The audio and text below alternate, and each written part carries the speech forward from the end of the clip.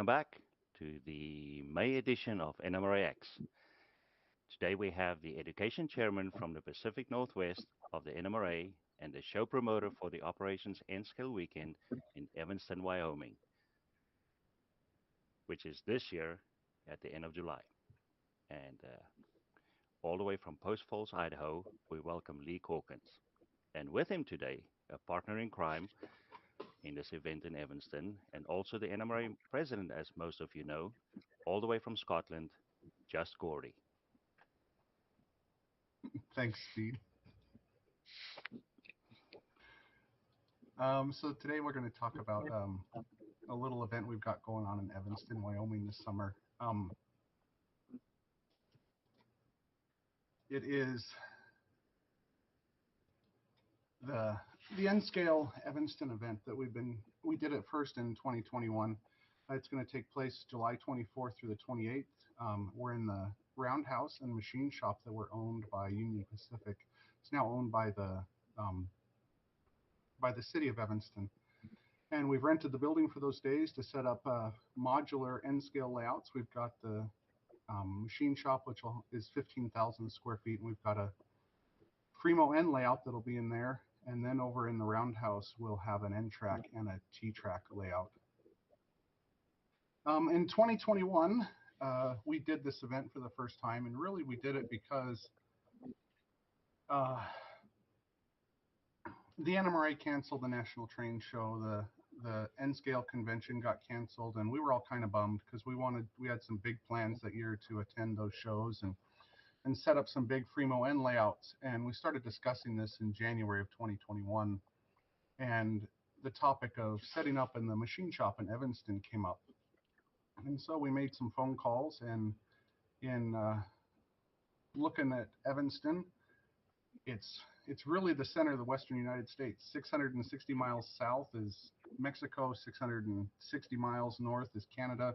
The Pacific Ocean is 660 miles away, and we really get most of the way through Nebraska the other way. So it was a good central location. There's really not much to do in Evanston other than the event that we put on. Salt Lake City's the closest major airport. It's about 85 miles away. We threw this together in about 120 days in 2021. We ended up with about 56 people coming from 26 of the United States. This is the layout that we had set up. This building is the machine shop. It's 15,000 square feet, and we had about 1,200 linear feet of Fremo N modules. There's some complications with this building. Those green squares you see on the screen are the columns from the interior of the building, and there's actually 2 cranes that are still part of the building. In the early 2000s, the city of Evanston refurbished the shop here, and they put in a heated floor, replaced the windows, and really updated the building. They use it for weddings and city meetings in there as well. What's fun in Evanston, they also have a turntable, and the roundhouse is still there. The turntable's operational. This is the group photo from when we did it in 2021. The Union Pacific Employees Club is currently working on restoring the steam locomotive that you see in the back of that photo. As part of E24, Evanston 2024, we're going to have a tour again. We'll do a group photo on the turntable again. So we'll get everybody on there. The following are just some photos of the layout. The layout was big enough that this train right here is 33 feet long, and I ran it on the Saturday morning while we were there at the event. This is the whole entire train sitting on one of the mountain loops that was in attendance. The building was built in the 20s and has a lot of windows to allow natural light in, and that natural light really helps with photos. This is early Saturday morning again, watching the sun come up across the layout. You can see the end of the grain train is actually way back here. It fades off into the distance in the yard that's back there. This is just a view of the railroad. You can see one of the cranes that's still in the building, standing right there. But there's all the modules that we had set up. before everybody shows up in the mornings. Just some more views of various modules. This is a Afton Canyon module that's modeled after Afton Canyon, I believe, in Southern California. This is a bridge in Utah. So now, wrong. For E24, some of the things that we're going to have going on is we've got a bunch of clinics scheduled for E24, and these are some of the topics that are going to have clinics on. We're going to have a clinic on LCC, a clinic on MSS, some clinics on advanced weathering and weathering. John Doring is going to provide a clinic on the future of NRAil and N-scale model railroading. Lowell Smith from Lowell Smith Hobbies, who does those really nice N-scale passenger cars and special runs, he's coming and is going to be providing a clinic. Chris Brimley, who was with Exact Rail and is now with Scale Trains, is coming up, and he's got 3 clinics that he's going to be giving. One is on Scale Trains and what their plans are for the future. And then he's got a clinic on coach building, and then the Hudson Terminal, which is a model railroad that he has at his house. We've got a clinic on fire trains. One thing that's been a big topic for the Fremo N layout this year is MSS, which is the modular signaling system. And about 1/4 of the Fremo N layout is going to have modular signaling on it. So we're going to have a couple clinics on that. It looks like Gordy Robinson's coming, and he's going to give us a clinic on 3D printing and Fremo N modeling. And Speed will be there and doing clinics on Arduinos for us.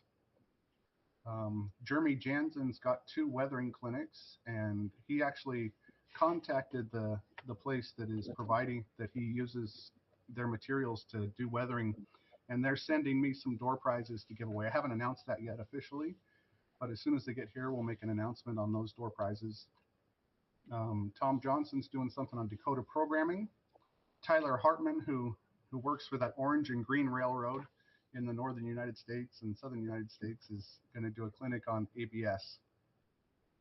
RJ Piper, who produced that wonderful photo of our group photo, is going to be here again, and he's going to do a photography clinic. Brett Isaacs is doing clinics on 3D printing and design. Unfortunately, Frank Wilhelm had to cancel. He had some things come up, so we won't be getting a brass etching clinic. We got more clinics on 3D printing and mini dioramas, and some undetermined clinics that are still in the mix. The N-track layout that we'll have, this is a rough representation of that. It's going to be over in the roundhouse. It's 54 feet by 24 feet. The T-track layout is also over in the roundhouse, and this is a brief overview of what it looks like. The main layout that in the machine shop will be the Fremo N layout, and it is that right there.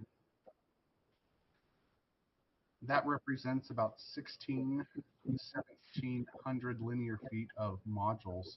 There's over 500 sections. We've got modules from all over the United States, and we've got 2 guys flying in from the UK bringing modules. One of them is Stephen Quick, and the other one is our favorite Gordy Robinson. So, and if you look on here, you'll see little tiny green and yellow dots. Those are all the places where we've got MSS signaling on this railroad.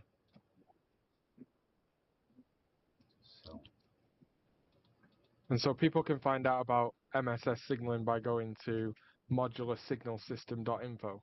That's the website. Yes. If people are wondering what we're talking about. Yeah, we'll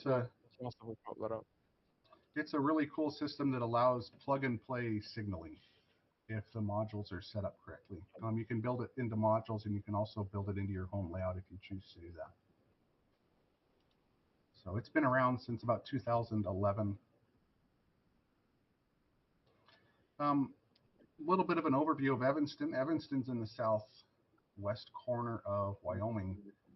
It's right on the border with Utah. Utah's Wyoming border's right there as we come into Evanston. Evanston was originally part of the Union Pacific main line that came across the United States in the 1860s. They started building an engine facility here and terminal and in the 1920s, and in the late 20s they moved all that facility and all the maintenance down to Ogden. And so the Evanston buildings became really a maintenance away facility until the mid-70s. And then in the mid-70s, Union Pacific pulled out of there and donated the buildings to the city of Evanston, and Union Tank Car, or the predecessor to Union Tank Car, used it as a maintenance facility for all their stuff. In 1997, UTLX built a new facility next door over here and pulled out of the machine shop and the roundhouse. And the city of Evanston decided to turn it into convention space and rent it out after that. So they've put a lot of work into renovating the buildings and really making them look nice inside. So those are the buildings. This is the machine shop here. The roundhouse is, the exterior is all renovated and everything is cleaned up inside. We're going to be in this portion right here of the machine, of the roundhouse. This portion over here with the white roof and the other half of the gray roof is mostly storage, but it is, you can go in and we'll get a tour of that area. There's a steam locomotive in there, like I said, that they're working on refurbishing. Evanston is about 9,000 people. They've got a bunch of hotels down here on the freeway. We do have a Walmart, so we're not too far out in the boonies.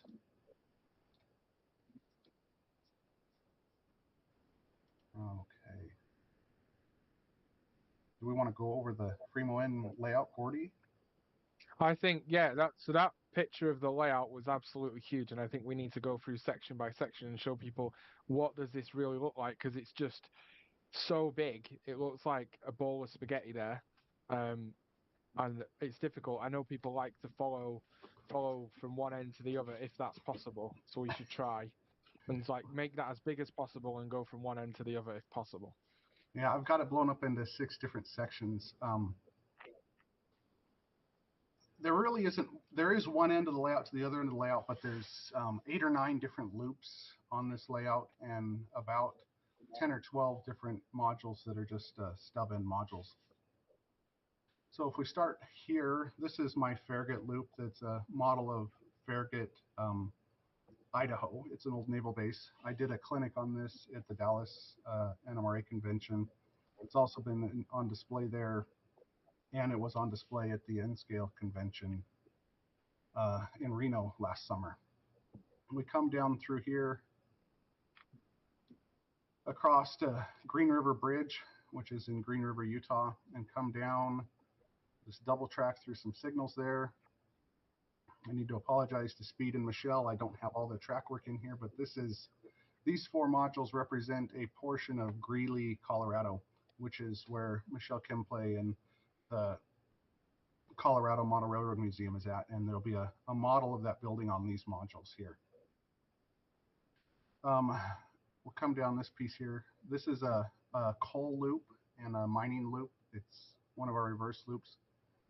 Come down through a little 4-track yard, and let's hit that next portion of the railroad. There's a 4-way junction that we've got sitting here that's in the bottom of this image and the top of this one here. And we come down into, this is a Troy, Montana yard right here. And it comes around into a staging loop and some staging yards over here. But this module right here is actually a model of the Omaha Union stations that are right there before you cross over into Council Bluffs. So Council Bluffs will be to the south as you come in. So it'll have one station on the left-hand side, and then there'll be, he might get a mock-up of the station on the other side. I'm not quite sure where he'll be by the time we get to the show. As we come down to the bottom, this is a very nice module out of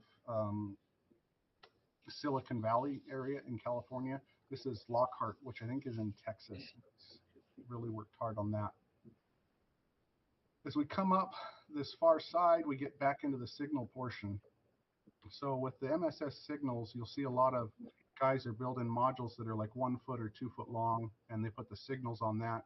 And then all the intermediate modules are just detection modules.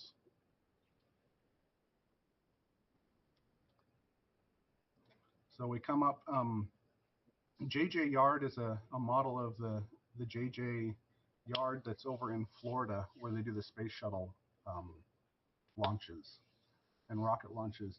The guy who designed a lot of this section right here lives in northern Utah, where they build the rocket motors that they ship to Florida. And so he's tried to model both portions of that in various parts, the Utah portion and then the Florida portion. One of the modules he's really worked hard on and is a gauntlet module. So this is a model of the bridge that exists in Yakima, Washington. The tracks are no longer across the bridge, but it was a gauntlet bridge. So there's no switches. The tracks just come in and merge together, and they stay a couple inches apart, so you can get, you're not interfering with the other rail, but you can only get one train across the bridge at a time. So we've got that gauntlet bridge right in the middle of a double track section, and it's fully signalized. He's had it in a event already, and it works flawlessly. It's going to be really cool, and it's going to be really awesome and cause problems on the railroad because it's a double track section with a single track in the middle. We come up through here and we get into Brigham City Yard, which is Stephen's first module that he ever had, and he brought that at the Salt Lake National Convention or train show. That's when that module first showed up. We come across the top. These string of modules across the top are a group of guys out of Michigan, and they are really into MSS, so much so that they started designing their own boards and designing stuff for it. I'm excited to see where that goes. Continue across the top. There's another one of the NASA modules from Stephen Henderson. And we come over to this next here, and we get into another one of Speed's modules. This is the Texas Yard module that Speed designed and built for the Operations Roadshow event that we had at the National Convention in Dallas. So this module will be again here, and it'll be a center point for the operations that we're going to be running a couple times during the event. As we follow Speed's module down, we come into a branch line area, and unfortunately this branch line's on 2 different sheets. So we come around the corner and we drop down, and it hits a T right here. So we come around the corner there and it hits a T, and we've got a large industry set of modules here. There's the yard here at the end with the locomotive facility and a bunch of industries down this leg and down the center leg, and then more industries down the far leg of the railroad. And we continue down the main line, and we just head down and just go through some scenery modules and some passing sightings. This is one of the original Fremo N modules that was ever built. Steve Brandon built this in like 2003, 2004, and he's refurbishing it and bringing it back to this show. So we'll have it here. So we come back up the other leg, we come into some more double track scenery modules, and we get to, this is a Plummer Junction that my friend Frank Wilhelm and I built. We're really pleased with this module. It is a representation of the Milwaukee Road and the Union Pacific Junction in a little town in Idaho called Plummer. So it's still under construction. It's probably 60% on the scenery. All the switches are hand laid switches via the fast tracks jigs. Off the northern end, we just have two industrial staging loops, or this one's a staging loop, and this one is a industrial loop. There's a bunch of industries. And then coming back south out of Plummer Junction, we finish the double track and head across that big, nice trestle bridge that the Union Pacific maintenance away train was on that I showed earlier. And then we get into this Mott and Azalea module, and it looks like it's double track, but it's actually single track with two passing sidings on it. And we head back up the other side. Now, one of the things that Gordy built for us last year and brought to the national convention was this four-way cross right here. And the way we're using that in this event, let's go back to the overview and kind of show you the overview of where it's at. It sits right here. And it allows us to build a branch line that crosses a main line. And Paul Bender, one of my good friends out of Ohio, has been working on a way to use MSS and LCC to signalize that crossing, so that if there's a train coming across the crossing in one direction, it makes the signals all red in the other direction, so we don't have any accidents. So I put loads of foliage. I put loads of foliage around the four sides of that crossing, just in case it needed to catch anything. Most of it's still there. It's currently sitting Yeah. in my garage. I went through and stiffened it up last week. Cool. So it's prepped and ready. Now what screen were we on? We were on this one here. So the crossing sits right above us right here, and coming down we have the branch line, and then the main line comes down through here, and this is Oklahoma City passenger station. Will be in just south of the junction. Come around through Clark Tunnel, which is a tunnel in Southern California. And this little module right here is also Gordy's module that he built for the National Convention last year. And we come across, here's the rest of the branch line that comes off of the junction. A little bit of a yard here and a terminal area. And then we come down the main line and we come through Horseshoe Bend, which is in California. And he's got it. It's a really cool model. It's a 3-track main line through there. But Fremo N only has a 2-track standard to follow, so it's built to the 2-track standard. We come across through one of our major yards that'll be used for operations. We come through on the yard on double track, and we hit, this is the California Steel Industries module. The same guy that did the Horseshoe Bend module did this module set, and he's put a lot of work into it. He's got a lot of work left to go, but it works really well, and it's really cool. Been watching him build it over the last 5 or 6 years. And coming back up through the double track, back into single track and back down, and then back up the far side of the building, and we get back into more signalized territory over here. Coming up through a short stretch of double track signalized track, and coming up the signalized track up the side. We got another branch line here to a reverse loop staging area. We come across the top of the building, and you notice these 4 lines that come across. Those are the rails that are still in the floor in the building from when it was a machine shop. So that's pretty cool that those rails are still there. Come across, and this is Gordy's module that is currently sitting on his workbench up in Orkney. He's working on that, and is going to get it packed up and bring it with him on the airplane. It will be done. It's good to hear. Coming across, I got the big Silicon Valley yard that they have. It'll also be used for operations. When we come down out of the Silicon Valley yard, which is right there, and come down the side, we've got a junction here that runs us off to a loop. We come down to another staging yard that's here. So there's our coming off that big S curve off the Y.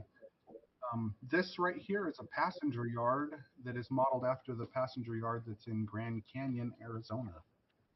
So I have yet to see that module, but it looks like he's doing a good job on it. So that'll be there for the first time. Coming through here is Silicon Valley's passenger station that they've built. And then coming down, we've got a big 6-track loop that really marks the end of the railroad. And this railroad will be set up to run about 40-foot long trains. So it's about 130, 140 grain car train will be able to run on this layout. I'll test it out. I've got 100 cars packed, ready to go. That grain train that I ran in 2021, I'll have there with more cars on it. Testing out the railroad one early morning. So that's really an overview of the layout. Now, So Lee, how long do you think it's going to take for somebody to run from the furthest point to the other furthest point on that railroad? well, at 6 in the morning, it'll take about 2 hours. At noon, it'll take about 4 hours. Because Wow. of the amount of people that'll be on it. So we're hoping that we'll be using Digitrax, the DCS 240 command station, and we'll probably be at about 35 to 40 different boosters on this railroad to get it to run right and provide enough power to operate it. Right now we've got about 80 operators signed up to come and build modules and help assemble this layout. The layout we had in 2021 from start to operation was 9 hours of setup time to get it all ready. And a lot of that comes down to planning. I planned out everything that went on. I planned out where everybody unloaded their vehicles. I planned out what everybody's responsibilities were during the day. I planned out whose modules were where and provided maps. The DCC layout was all planned out with markings of where all the boosters went, what cables went where. Just put a lot of effort and time into it so that when it came to the actual day when we're on the ground, we weren't there for 3 days trying to set up a layout to run for 4 hours and go home. So one of the nice things about Evanston is we have the keys to the building. So I usually get there about 6 a.m. and people were locking the doors and going home at 1, 2, 3 in the morning. So there's plenty of time to operate. Wow, it's huge, eh? Yep. So what's going on with the bit that looks a bit like Poseidon's fork down the bottom here in the middle? Right there. What's That's this all about? That's the industry area. That's there's a small yard in there. It'll be connected. It's connected to the big railroad, but it can be operated as a separate industrial area. Most of those modules are coming out of Minnesota. So how many states have we got modules from, if we've not worked that out yet? I think I'm close to 30. I haven't done a calc in a couple days.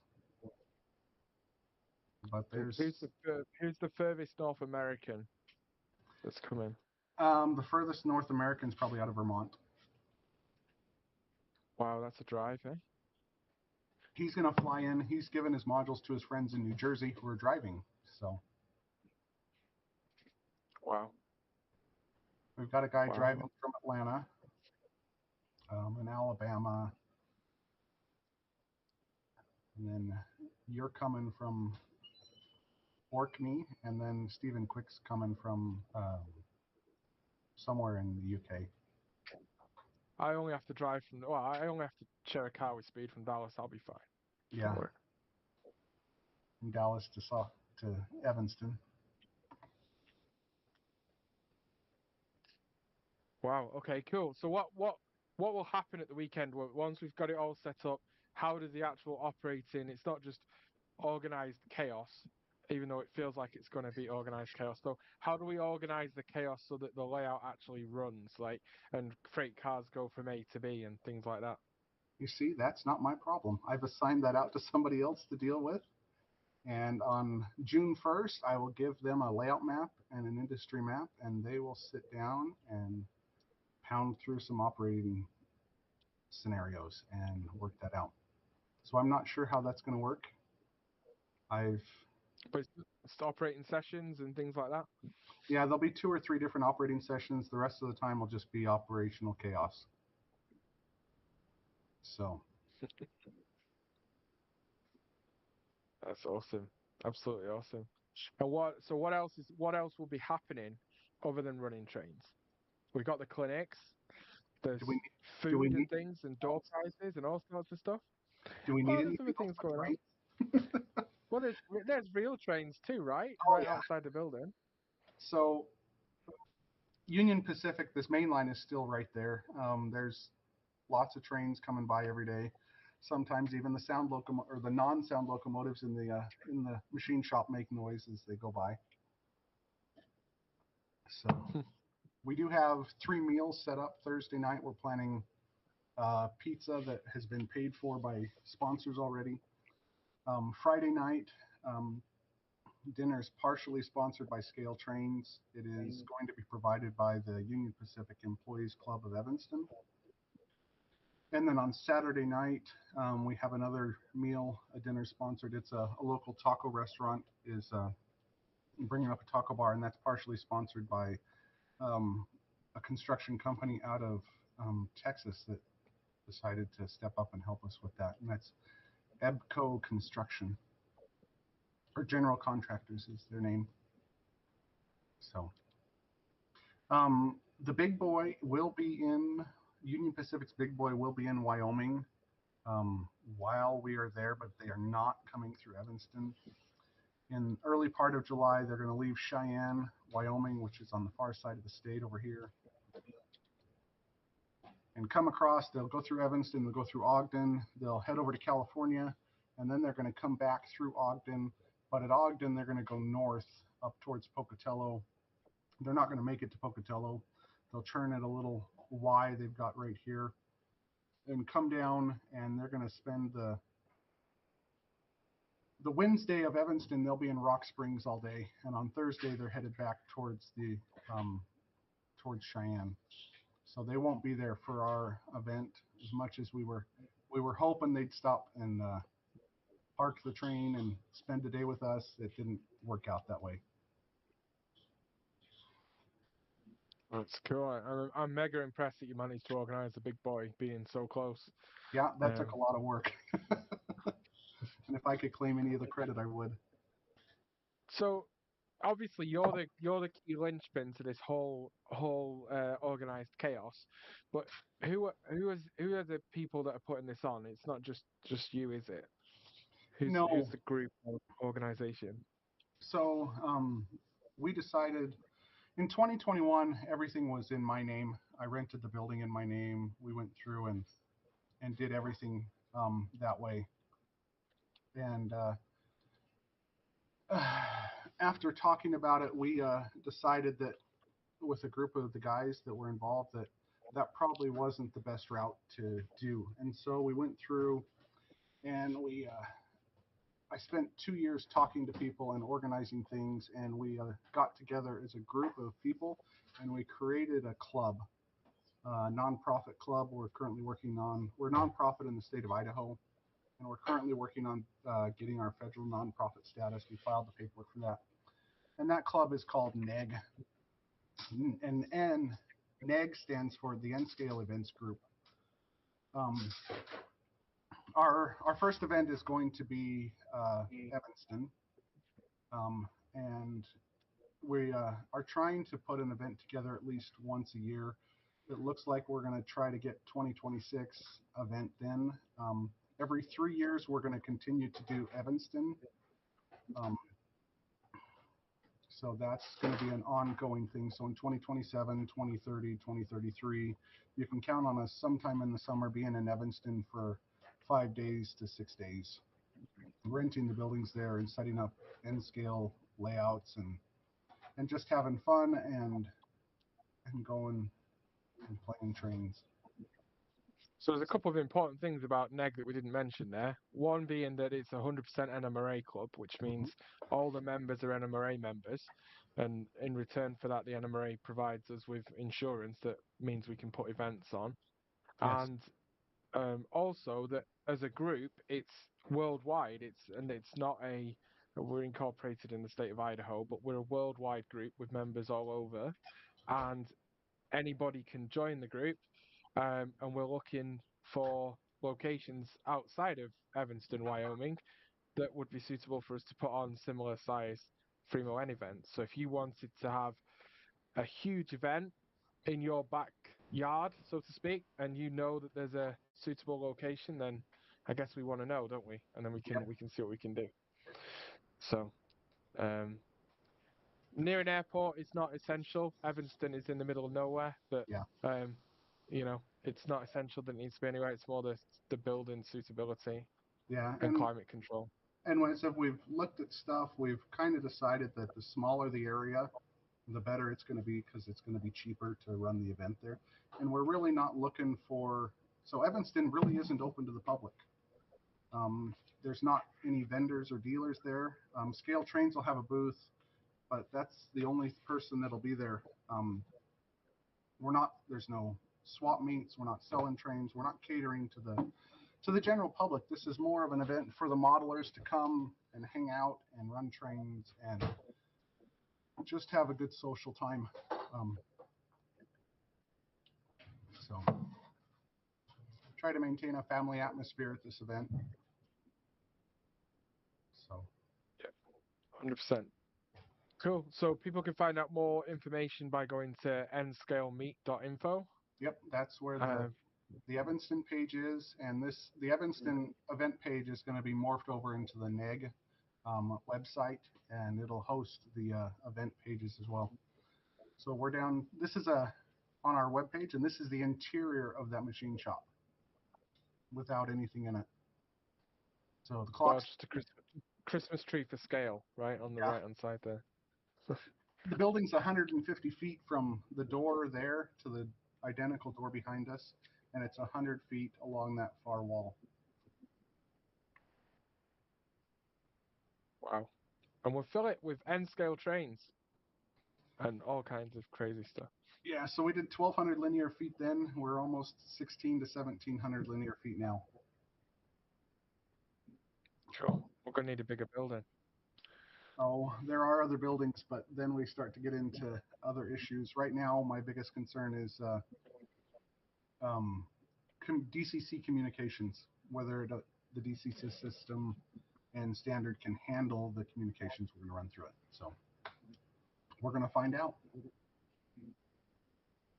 Yeah, there's only one way to find out. Power on board is not easy in N-scale. Nope. So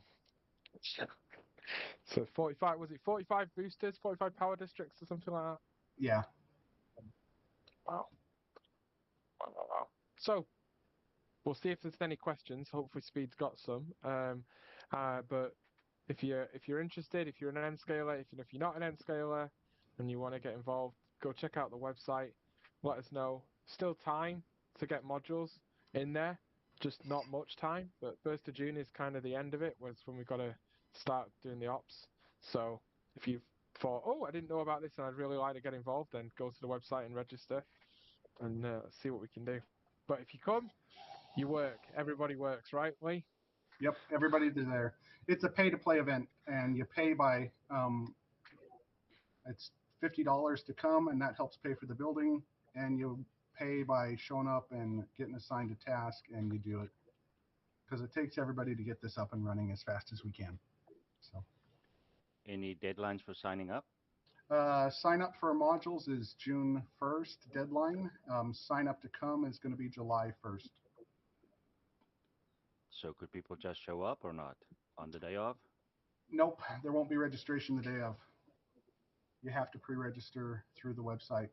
That way we know what we've got to order for food and we know what we've got to order for name badges. There will be 4 hours on Saturday that will be open to the public from noon to 4. That was when we did the 2021. Afterwards, people said, well, you should have had some open time. We'd have come up and seen it. So we decided to give 4 hours of public time this time. The rest of the time, it's closed to the public. Cool. So you answered the question about, is this interfering with the big boy? No, the big boy's interfering with us. We were scheduled first. That might be true. On that, That is true. That is true. on that photo you showed of the empty building, was that rail on the floor, Yes, that was the rail in the floor. and that's still there, Yep. connected to something outside? Yes. Wow. So you answered the question about in your operations, what do you use for car forwarding? It sounds like that's not your choice, or I don't know yet. We'll find out. so what did they use last time? Can we explain Last that? time we just ran dispatcher ops. Everybody grabbed a train and listened to what the dispatcher told you to do. So at the height of the moment, how many trains do you think would be running at the same time? 80. 80 trains. Wow. I think some DCC manufacturers would be interested in You seeing know, this, or you think they would, but no one will answer my calls or my emails. wow. But if you've now seen this and you're interested, then get in touch. Because I've talked to NCE, I've tried to call TCS, I've tried to call Digitrax.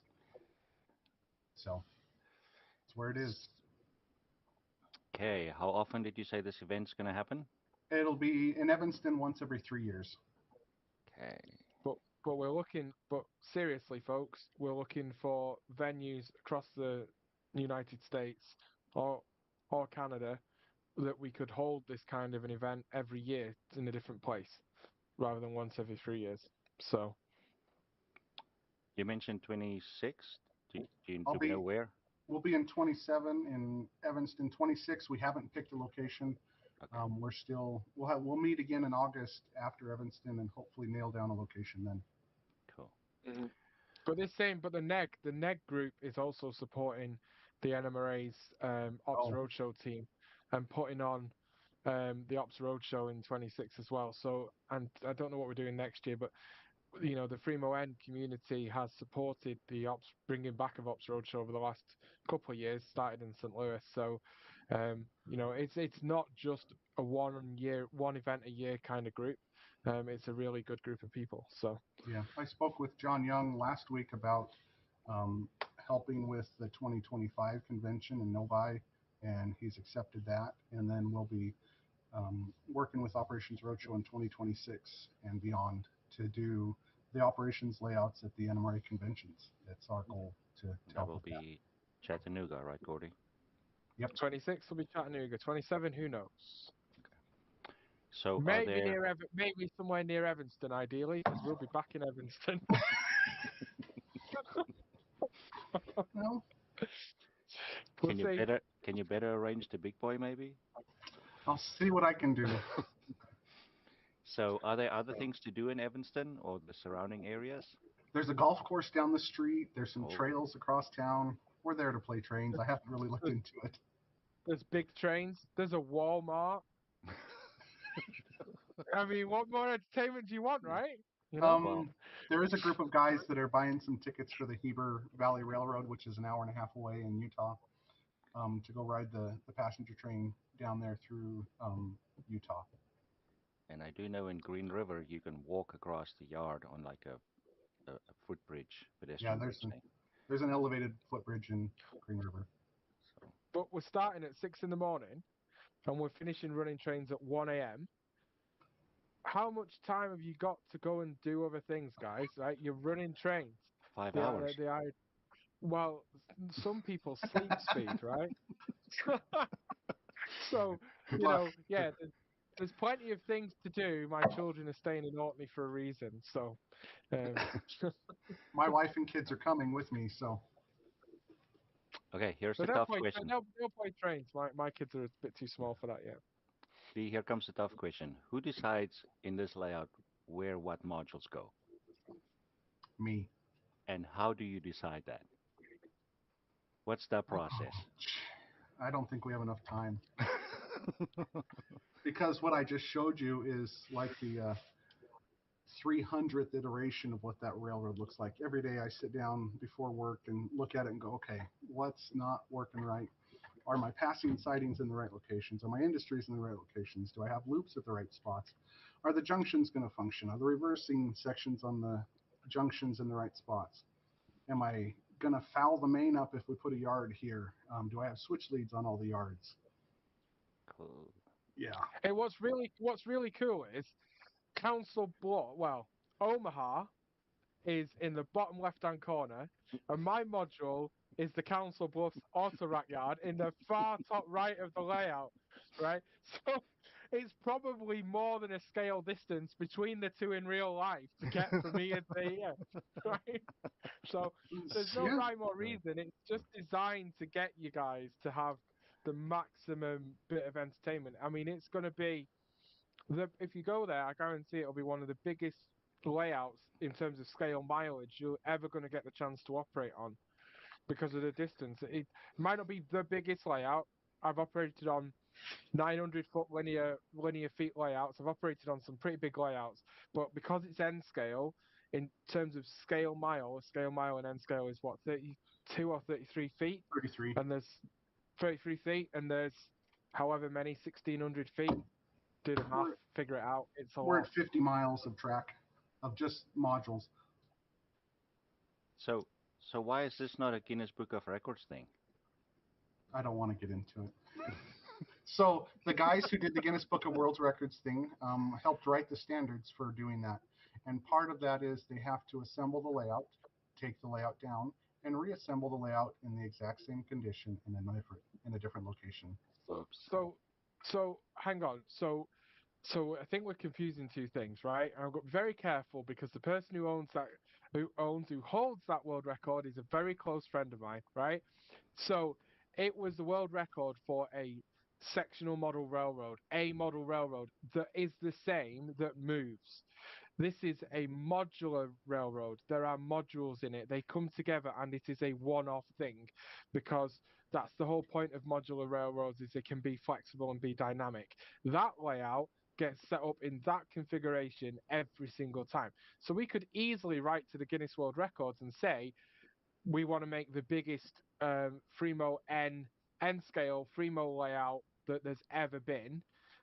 We think, right? But there's nothing to stop the guys in Europe possibly of having something even bigger, right? So there are big Fremo groups in Europe as well. It's not a let's not get into a pissing contest. The two things are completely different.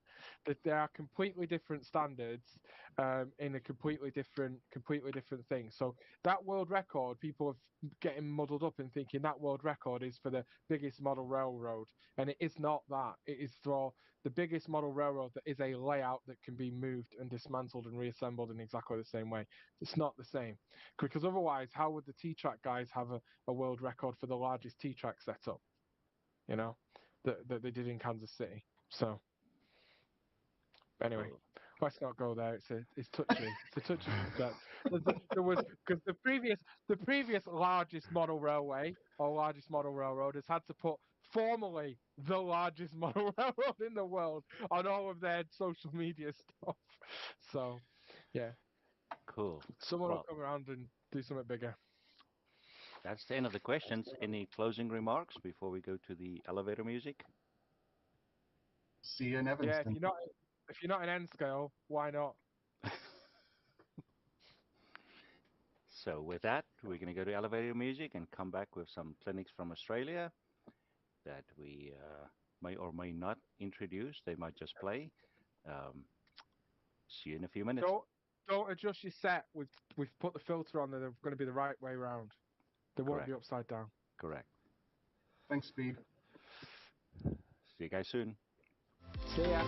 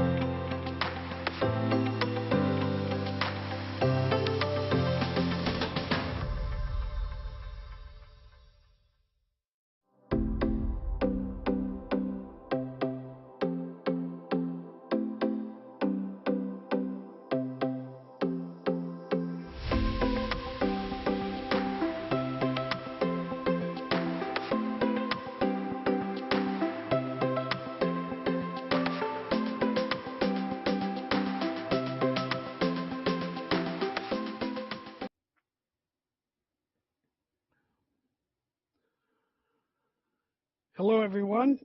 I'm Thomas Gazier. Today's clinic will be on rip tracks, and I will show the prototype and how they do things, and then I will show how to model one, and then how to incorporate it into your operations.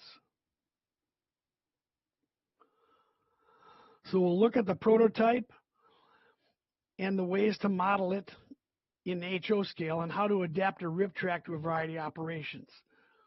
And I'm going to repeat this mantra quite a bit, that you will want to add a rip track to your layout. It's very versatile. It has so many options that other industries do not, and this is a great addition to anyone's layout that they operate on. So the what and why. RIP stands for repair in place. These are fixing cars on a daily basis, the minor things that need fixing, from wheels to brakes, hand brakes, airlines, structural damage, replacing pin lifters and so forth, knuckles and drawbars. But it's basically on a daily basis the repairs of the little things that have gone wrong with a freight car.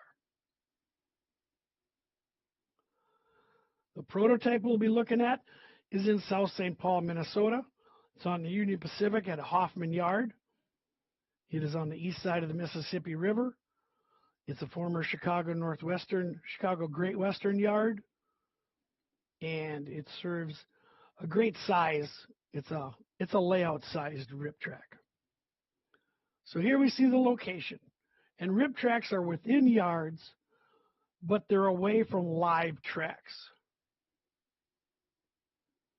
Rip track goes from the lower left to the upper right, and then you can see the yard lead, and you can see the structure there where the mechanics are based out of in the yard office. But it's away from everything else where there's trains moving, being built, switched, but it's close enough that they can have access to the yard and get the cars in and out. High on the list is operational safety. A lot of blue flags are used, switch locks, and the safety of the area being clean and away from regular rail activities, and all the storage areas are marked and neat. And we'll start talking about that. But safety is a great thing to model. So here we have the blue flags, workers on tracks. These can only be removed by members of the same craft. Some say the same person, but might go from shift to shift. So these flags are put up by the mechanics. They can only be taken down by the mechanics. They can't be taken down by management or the local switch crew that wants access to that track. Here we see the flag is down. Now note that the flag is on a hinge attached to the tie, and this can be modeled, and I'll show you how to do that. But the flag being down indicates that there's no more personnel working on these cars or on the tracks, and it's okay to access this and tie on and couple in and switch out the cars that they deemed ready to pull. You have a clean, clear area. You'll notice there's no clutter.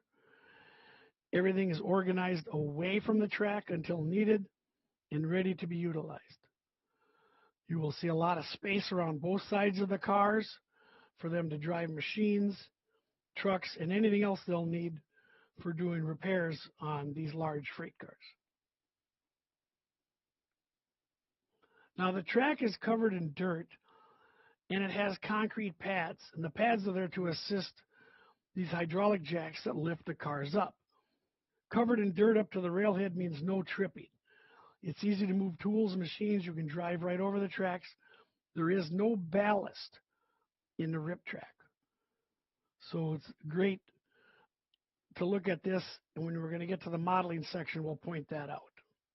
Yet it's class 5 dirt or walkable sand and gravel. Another safety is the car moving.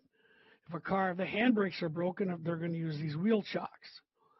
And note the homemade handle for this. If you use it for repeated use, keep your fingers away from pinch points between the rail and the wheel. Usually, if there's a couple cars that you can couple them onto and use their handbrakes, all the better. Various supplies on the rip track. You're going to see wheels, brake shoes, safety appliances, couplers, drawbars, and more. We'll go over these wheels quite a bit. Notice that these have gears on them. I'll talk about those a little bit later on in this clinic. Outside storage. So this is where you keep items that are weather resistant, the coupler knuckles, the wheels, brake shoes, pin lifters, anything that would be on the outside of the car, and anything that people just aren't going to walk away with or will be damaged by the snow and the rain and things. More outdoor storage, you'll notice everything has an area, and everything is away again from these tracks. You can see the tanks of the various gases used for weldings. You can see the shelving down there having hatches for hoppers and the different pallets and everything. But it's all in an area, and it's all in its own, design, but it's kept away from the track that is the rip track itself. Wooden pallets. Now here we have a wooden pallet of new knuckles. Notice they're all rusty. No paint, not allowed by the FRA because paint could hide defects. The wood pallet keeps the knuckles out of the mud, the snow, and the rain. See, one's kind of rolled off for being used, but mostly it's kept on these pallets until they're needed and kept them accessible where they don't have to pull them out of the debris around them. Metal racks. You'll see a lot of these different racks. These are used to store longer items. Here we see cut levers for cushion drawbar equipped cars. These are trombone style, they call them. And this also just keeps them out of the snow and the mud and the dirt for the mechanics to easily grab and replace them on a car that needs a little attention. Longer racks will hold the metal shapes. Here's some sheet metal in L's and I-beams and flat steels. They can use for fabrication or use for reinforcements. And we'll talk about this in the next section.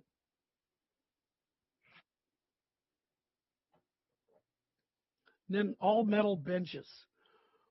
These are used for heavier objects, or here they're using it to store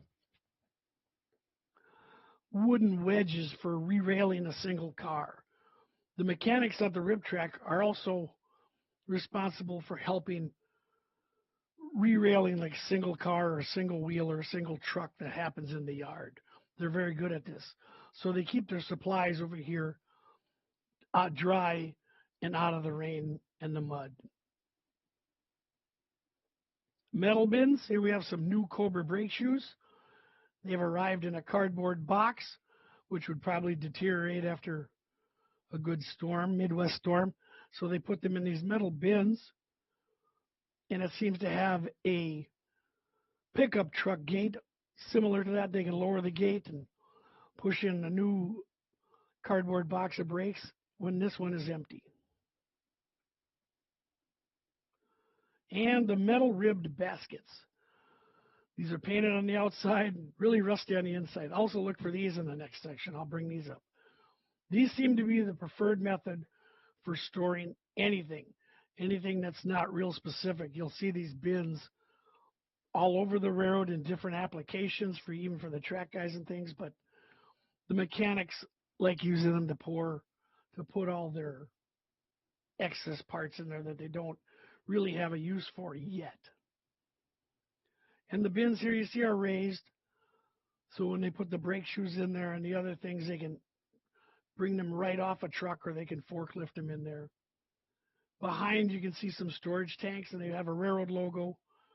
That's a good thing to add, or a safety motto you could put on them, safety first. Storage shed.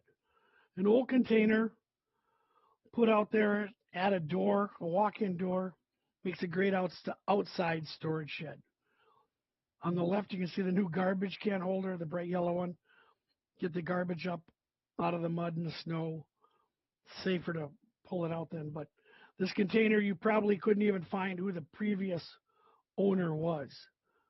It's so faded and rusty, just waiting for someone to model it. Steel and scrap bins. Now, these are kept for metal and other types of recyclables. These can be owned by a local scrap company. Alter's one up here in Minnesota. A lot of modelers use a gondola. They're not going to do this. The track space in the rip track is too valuable to have a gondola sitting there waiting to be filled and taken to some scrap dealer. So they'll just use these roll-off bins, and they're much better suited for this purpose. Tanks for liquid or welding supplies, also stored outside, marked with placards. Here you see it's got a concrete base to keep it from sinking into the mud and the snow. There might also be warnings, no smoking in this area, etc., etc. So back to the wheels in storage. The wheels are stored nearby, and they're usually on some old rails buried in the dirt, and maybe some wooden runners. But this keeps them from sinking into the dirt. And you'll see these all lined up, and you'll see they're rusty because the wheels can't be painted either. But they have the shiny journal boxes on their journal bearings on them. So a difference in wheels. Freight cars still use a variety of sizes, and this is very eye-catching. Probably have a 36-inch wheels, 33-inch wheels, and the 28-inch wheels used on auto racks and double-stack cars. Here you see them stored on the buried rails. Now, we showed you the ones with the gears on them. Those are for locomotives. And these are stored over here just due to convenience. Where the locomotive facility is, there's no room to keep the wheel sets stored over there. It's a minimum of space on the other side of the river. And then also if an engine out in the field needs an idler axle or something like that, they can pick it up here and take it to the engine on whatever spur they set it out due to a locked up wheel set. Once again, the wheels are rusty. There's no paint, FRA. The roller bearing journals look fresh, and you can still see the white tags still on the wheel sets there. So remember these journals too also for the next section. This will all lead into how to model a rip track on your layout. Here we see drawbars on those metal shelving units again. Entire drawbar assemblies, and then note the different sizes and the variety of the colors of rust. So now let's talk about the actual track details.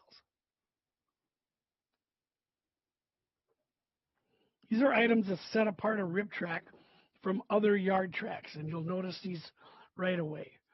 Now, one of these is concrete pads. There's usually more than one, and they're spaced more than one car apart. This is so the crews can work on multiple cars at the same time.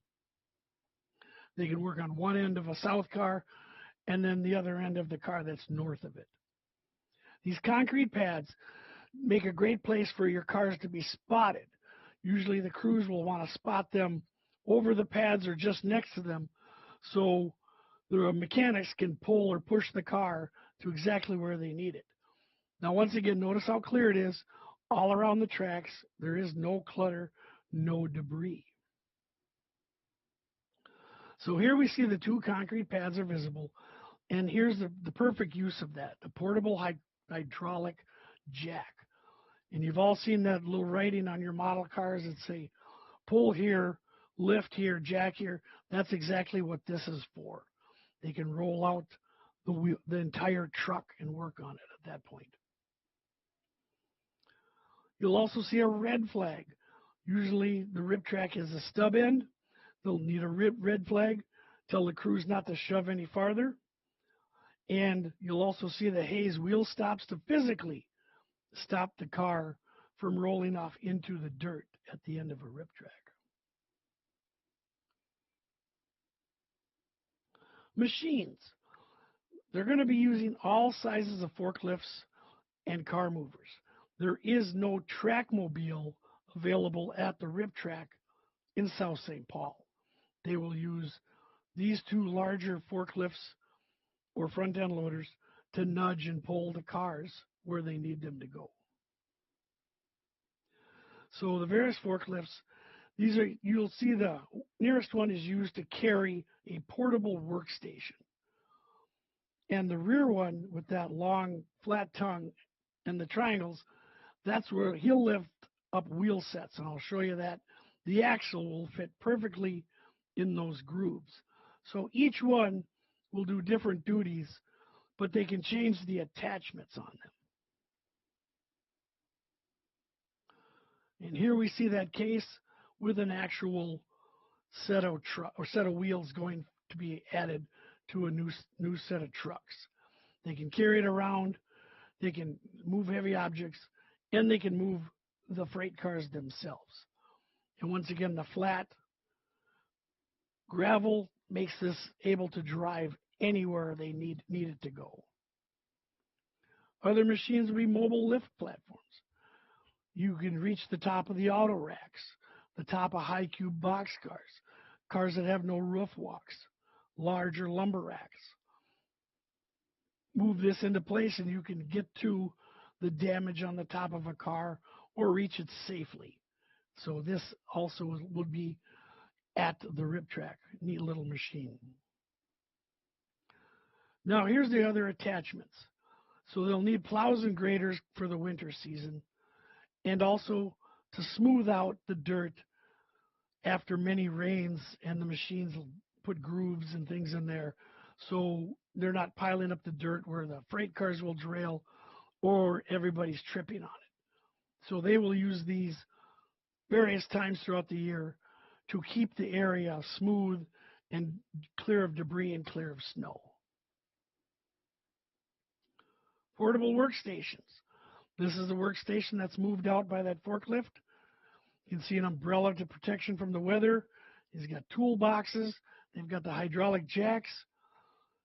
If this item was adding a sound to it, you'd probably hear the mechanic's radio playing in the background. Now, some machines are rentals, and this is a large tracked cat with a metal cutter attached, and it's going to be scrapping these damage-covered hoppers. This will not be there all the time, but they'll just rent it out as needed. So they'll scrap the cars that are unfit to repair. If something was in a derailment, they'll wait for the insurance, and then the rip track makes a handy place to demolish these cars and haul away whatever is left of them to the recycling. Here we see one that there's not much left. They'll load it up in the bins, and nothing is reused. No one wants to put an old air brake assembly or, the wheels. All of that has been wiped out by insurance, and it'll go for scrap value. Rip track is also handy for load transfers. Products sometimes need to be removed. This is a load of cheese. Now, the mechanics of this car broke, and they're now loading it into trucks. They hired a third party to do the transfer. As our mechanics, their time is too valuable fixing the cars for the railroad. This will also apply towards other commodities, and I'll show you here. So here's a transfer of even grains. This car was damaged beyond repair, but the commodity in it was not subject to any damage. And so here you can see they're transferring the grain from one hopper into a couple of these farm trucks. You can also see the effect of rain on the dirt, forming the puddles and the grooves. So the efforts to smooth this out after this will go back to the mechanics. But they'll do transfer of grains. They'll work on load shifting, steels of coil that need to be tightened, lumber that's coming displaced, flat sheets of steel that's poking out over the side. The rip track is where the loads will even get fixed as well as the cars. Then you'll see some vehicles. These are used to get to derailments and deal with other issues if cars not on the rip track. If they have to go replace a drawbar or a knuckle. And anybody who's worked for the railroad always knows when a drawbar gets yanked out, it's never on the correct side. It's always on a side where you can't move it that easily. Here they'll have a heavy-duty trucks.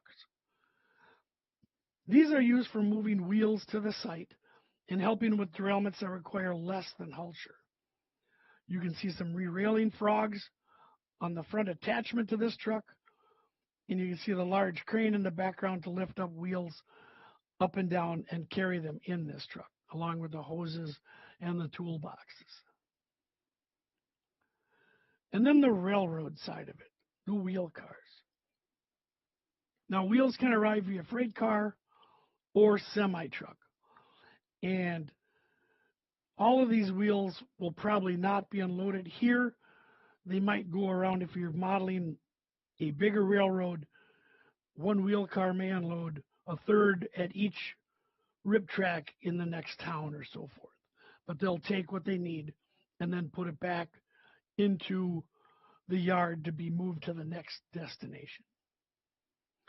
We'll take a quick look at the interior storage, items that should be kept inside. If you want to model an interior of this, we'll kind of take a peek here. You can see the forklifts and the garage door. And to the left, you can also probably see a Weber grill up there. Spring and summer, fall days, you can cook their own lunch. It's kind of nice. So the indoor storage is neat and organized. Note the pallet of water bottles. They have a forklift. It's handy for unloading them when they come shipped in and storing them inside. And then the crews can distribute them to the engines as they go out. This is very clean. The floors, there's no oil spills, no grease. Everything is in its place. I wish my garage was this clean. Portable generators are stored inside. You can see the wheels. They can move that around to wherever they need it. The umbrella for keeping the sun and the rain off. And then the portable workbench. That's also stored inside. But everything is clean and everything is organized and has a place to go. There's the portable hydraulic jack and then the toolboxes and the parts bins. Diagrams are on the wall. Gauges and parts that need exact sizes can be created from these. And once they're made, they can be put on there and stored to check all the defects and brake show movement and so forth. So now let's talk about modeling a rip track.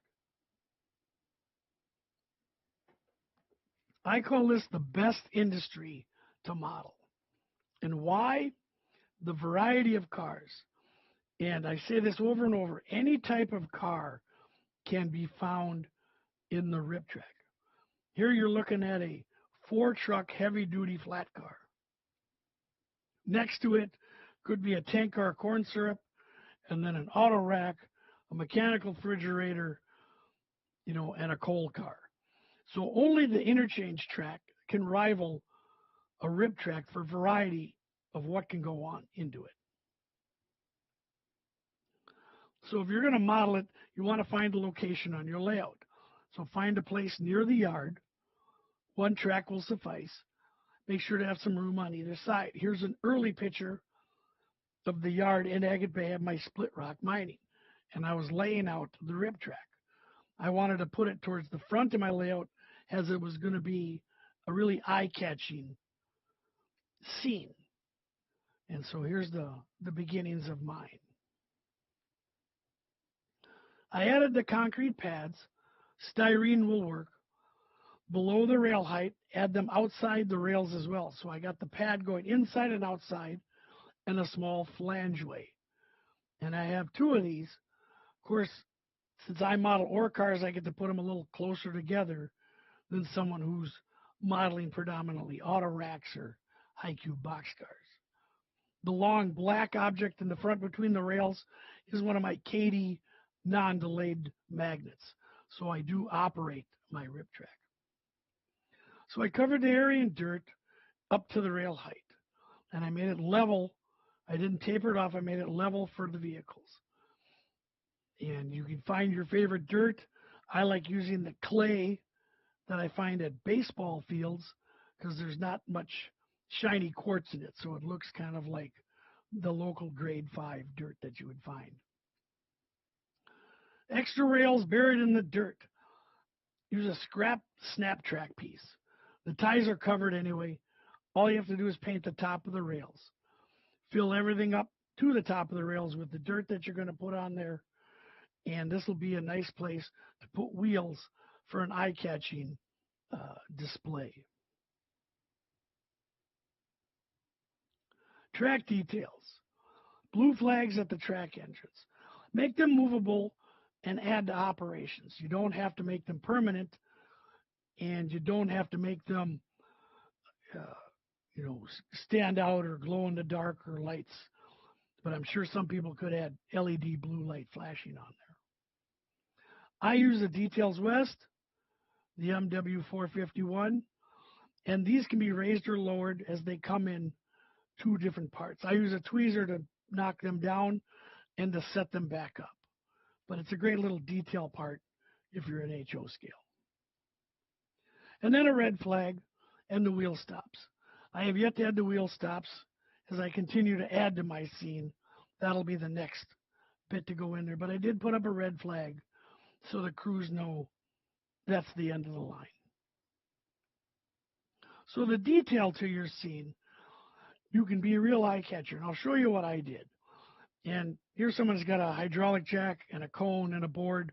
I don't know if they're adding detail or they were a little bored. But you can see the detail of the concrete pad and what you're going to want to add around it. So for the wheels, to make them look better, I had these axle bearing caps, these BC 244s from Detail West. Add those to my scrap plastic wheel sets I swapped out when I put in metal wheel sets. Paint the wheels a rusty color, and then leave the caps black.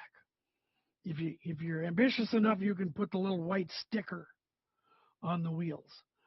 But have at least one section of track with some wheels that are ready to be put on cars that need change out. Now, Details West and others makes these great details. These are HJ450s for the hydraulic jacks. And I painted these yellow to stand out. And then you can see the blue hydraulic jack and some Woodland Scenics repair parts with the hoses and other things such as that. But the hydraulic jacks are on the concrete pads, and it helps you make a little flashier scene towards the front of your layout. Metal racks. I got these. These are nice set of laser cut details from Mine Mount Models. They make them in different lengths, and they serve a great purpose. They go together easy, they paint up well, and they look pretty much just like the racks you'll find in any storage area. I use styrene shapes to simulate the basic steel pieces. Some I-beams, flat steel, L-girders, paint them a rusty color, cut them different lengths, and you're ready to insert them on your layout.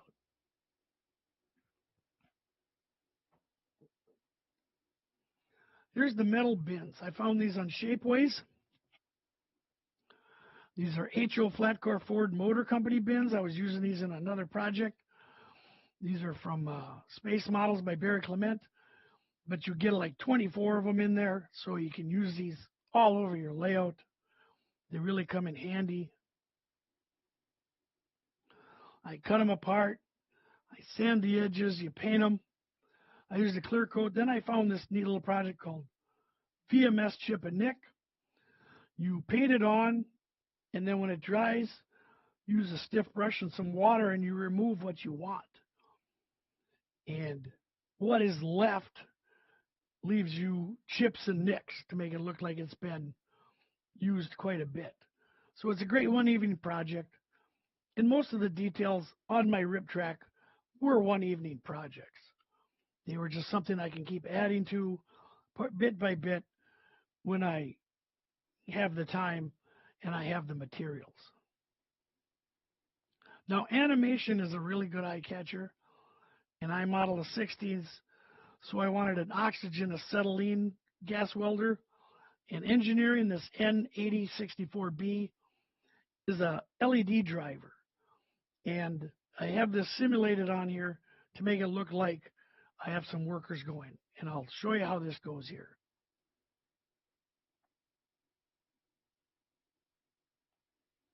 There you can see he lit up his torch, started adding the right mix of oxygen and acetylene, and then gets to welding. And this is pretty much the view that an operator would have looking down on there. So I put the welder simulated on the back of the car. As these guys, they've rolled out the trucks.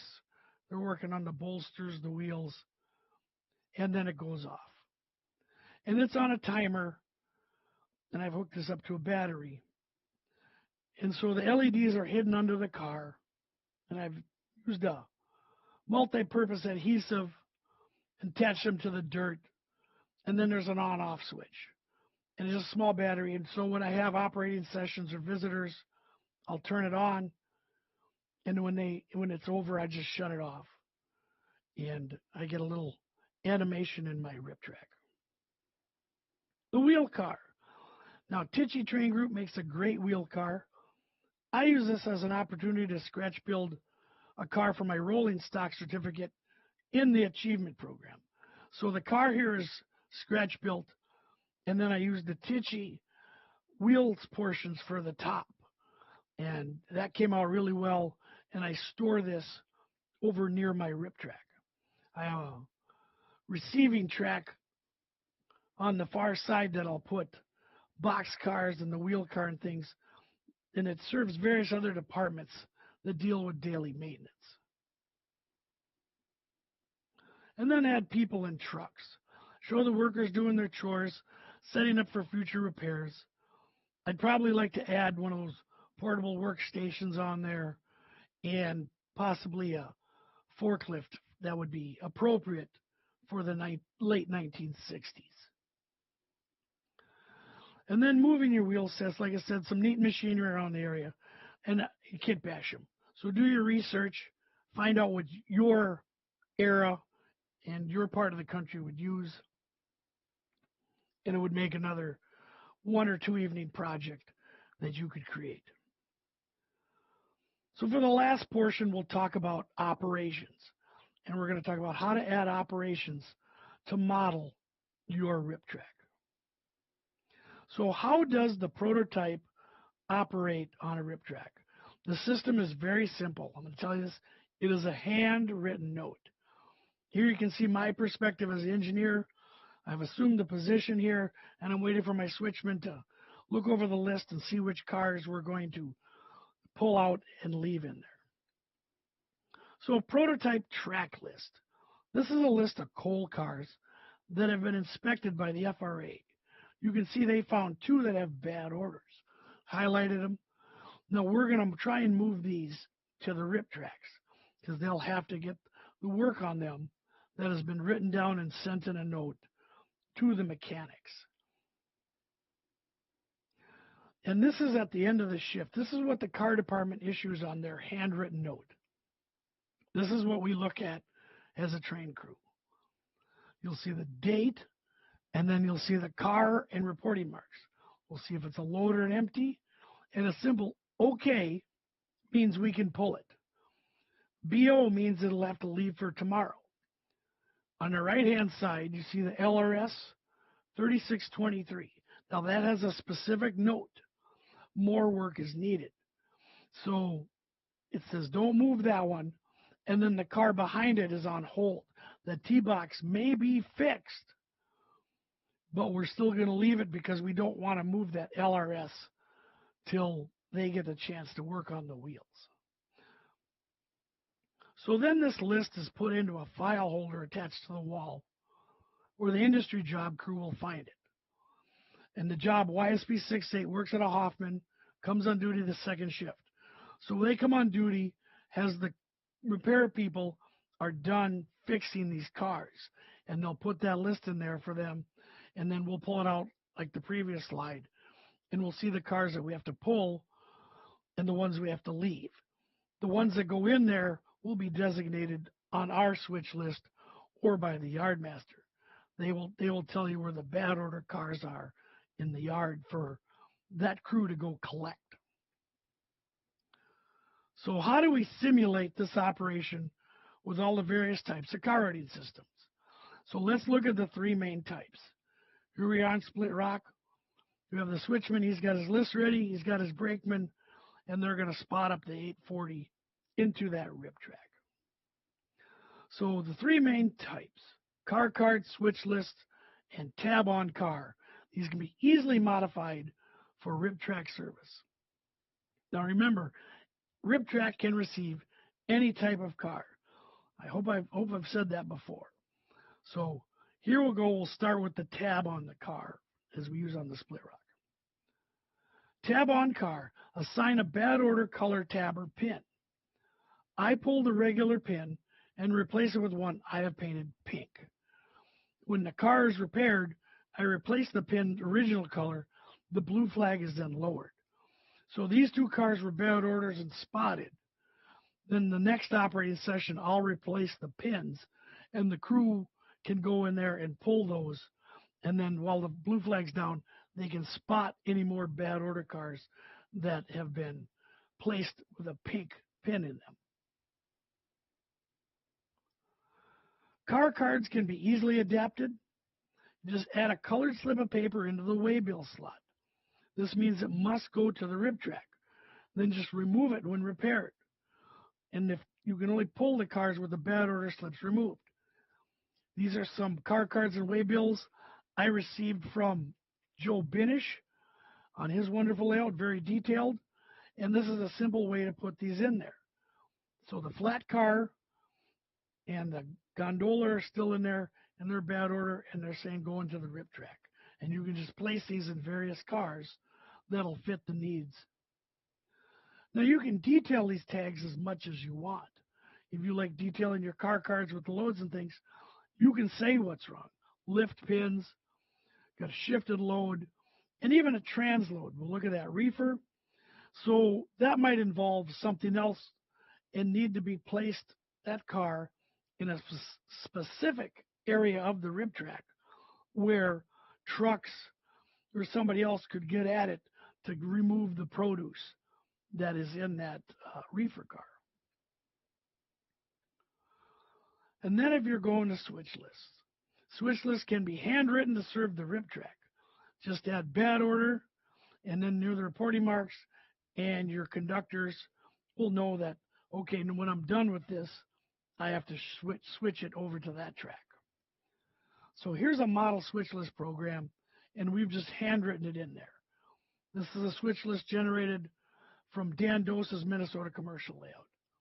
And here we see this TT&I steel coil car, and when they pull that car and they take it back to Midway Yard, it has to go to the rips due to a pin lifter.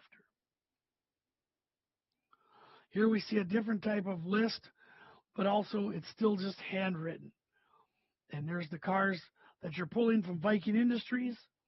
It's a steel middleman down there on the Hennepin line, and the DT&I car has a bad pin lifter. So when it gets back to Midway, the crew knows where that one has to go. And the KISS method, if you just have these switch lists like this, you can just write it in there. Notify the yard master that you got one bad order for the rips. When you hand that over to the lead job, when they're kicking out the cars, they'll send that one to where the rip tracks will have access to it. So now some tips. Do not put rolling stock that actually needs your attention in the rip track. Simulate the repairs only.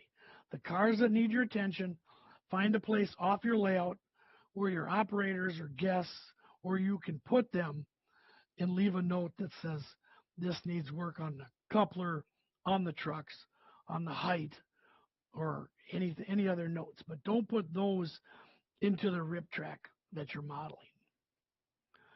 And also, do not have your lead job work the rip track. This is kind of my personal preference. The rip track will be pulled and spotted once a day, usually by a second shift. The lead switcher's time is too valuable to take away pulling and spotting in the industry. I see this a lot on layouts that I go operate on, and it just doesn't hold true to the prototype. So the job of pulling the rip track, you can work with the lead job to swap out the pulls and spots. So in our yard, the industry job would pull the cars that have been repaired, hand them to the lead job for sorting, and the lead job would pull out the bad order cars, hand them to the industry job to spot into the rip track because it's a facing point spur. So there is some difference in there, but don't have your lead job take time to do this, as the time in yards is not compressed as it is with the rest of your layout. And then there's some things that you won't see on a rip track or in the general area. And as we're looking at here, you're going to see track department equipment, signal equipment parts, loose ties, rail spikes, tie plates, any tripping hazards. The track department and signal department and the other maintenance ways will all have their own area designated by the railroad. Here we see the track department. They have spare switches, rail, joint bars, points, frogs, ties, everything, but it's far away from the working rip track or another yard. And then remember, any type of car can go on the rip track. Have I mentioned this? Yes. So only that interchange track can match the variety of car types that are seen in a rip track. Box cars, flat cars, tanks, milk cars, or cars cool, anything. It's a great industry to have. So don't just make it a scenic element.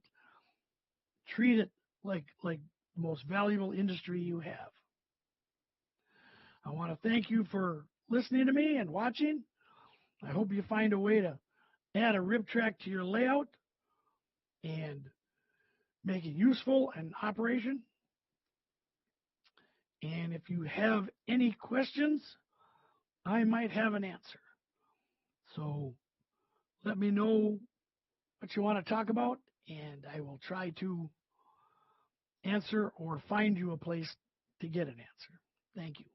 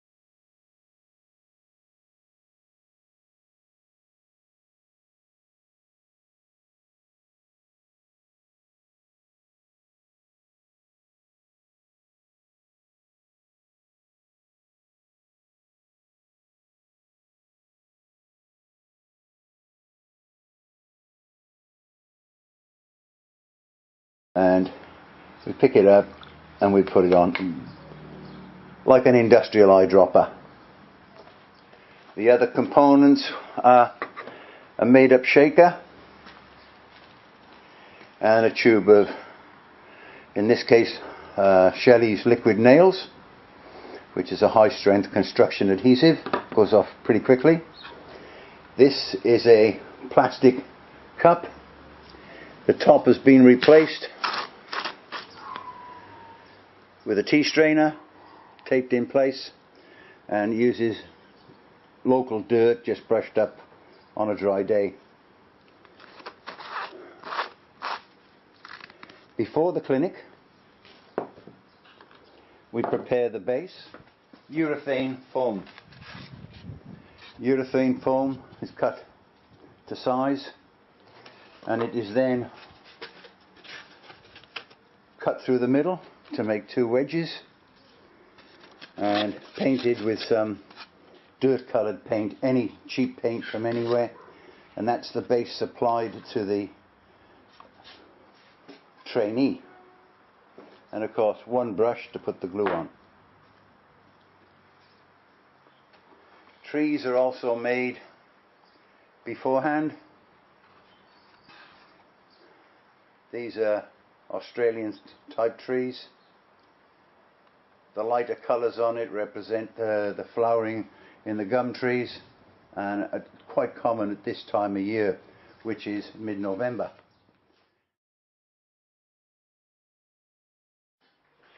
We're going to introduce this modeler to doing a piece of scenery. There's your board, and what you have to do first is put glue on there to take the material. Is that what we're doing? That's it. You're going to make one of those.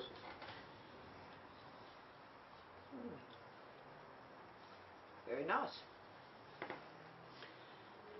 Okay, first thing's there. There's your white glue, just paint that on. And what consistency is that? It's 50% water, 50% Aquadeer, which is an Australian wood glue, white wood glue. Paint the whole board? Paint the whole board, just get a nice covering. Put plenty on, it'll get absorbed. How's that? That's it, that'll do you. Next step, and there's a shaker full of dirt. You shake it on as though you're putting cheese on a pizza. Or flour on a baking board. baking board. Plenty of salt on your chips. Cover it, make sure there's plenty of earth covered. It doesn't have to be even, just as long as it's all covered. Down the bottom end a bit. Across that top. Okay. That's it. Oh, the next thing now, we're going to be putting a shed on here. Do you want to turn it around? Going to put a shed on here, and that's the template for the shed, so you get an idea of how much space. You put that where you want to put it. Normally at the thick end of the wedge, so it has a little bit more surface. You're going to put it in like there, so yeah. So now you know how much area you're going to cover. That's it. First of all, you sprinkle on your fine grass, 3 pinches of the grass, 3 liberal pinches. This particular colour is burnt grass, typical of an Australian summer grass. If you're in cooler places, you can use a darker green. Yes. Then you want 3 or 4 pinches of 3 of this. I think I took more than this. Okay, now 3 pinches of the loose That one? groundy stuff, which is all the bits and pieces of decayed trees that have fallen down, stones that have been uncovered, by the weather and baked in place.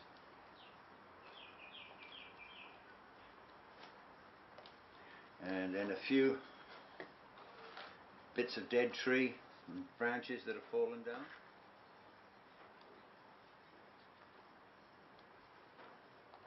Oops. That's where I put the tree.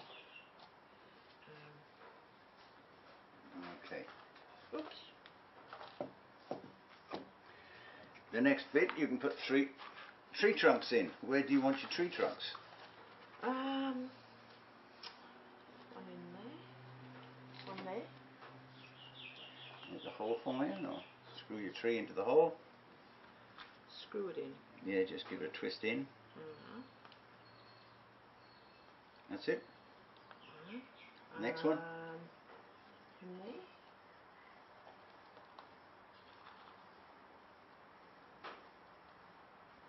And one in there.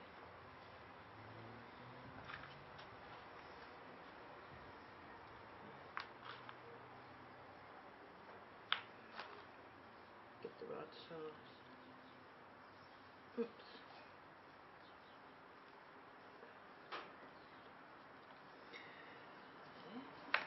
Okay, now use the template. Put the template where you want it.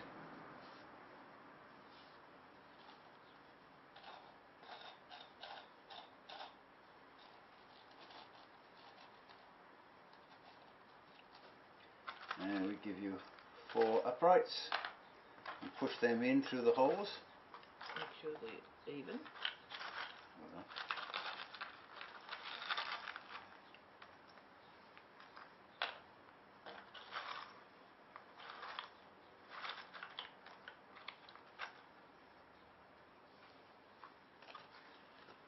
They've been sharpened to make it easier.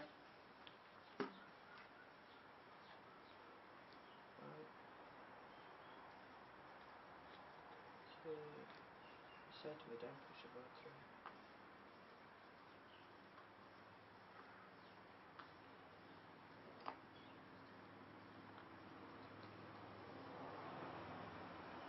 Oops. And they're all upright, all the same height. Think so. You can take the jig off now. With water. Spray it with wet water. It's water with a little bit of washing up liquid. Normally I do this away from the camera, but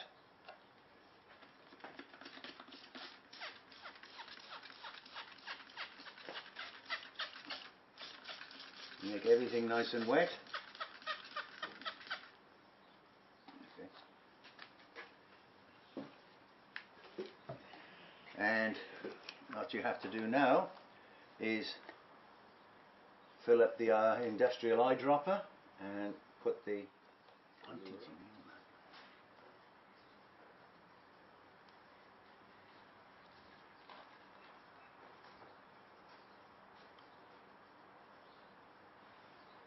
Cover the whole board. cover all the bits that you've added to the board. See? Grass, the bits, twigs, the stones. And what does this do? When it dries, it will glue everything to the board. It will be clear.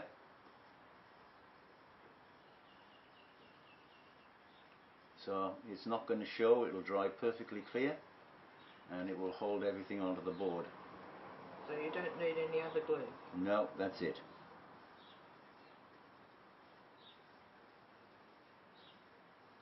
And it'll hold the rocks down too? Yes, it'll hold rocks down.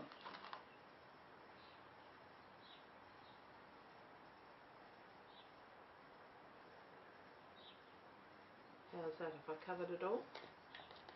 A little bit there, a little bit there. That should be it. Okay, the next thing is we add the roof.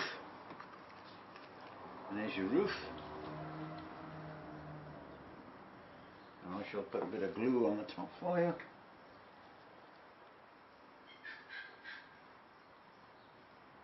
This is an industrial type glue.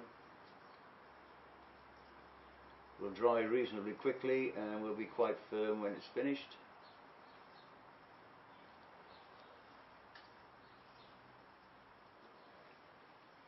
on now? Yeah, put it on. Touch the four corners just to make sure it sits on the corners.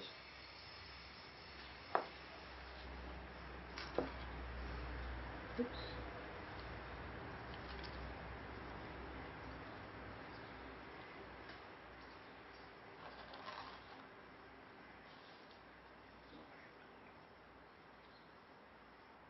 That's it.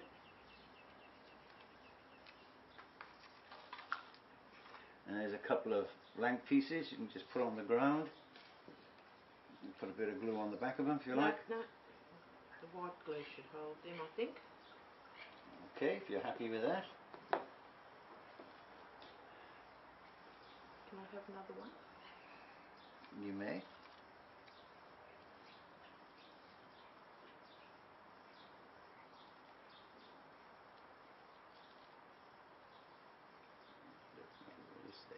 I might need a bit of glue under that one, I think.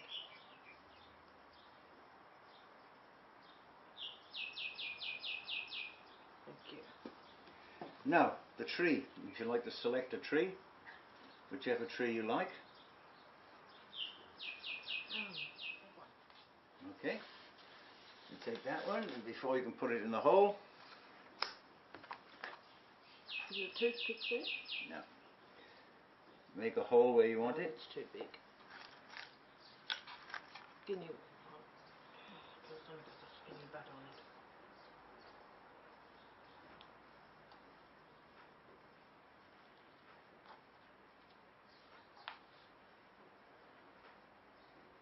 And plant my tray. Plant your tree.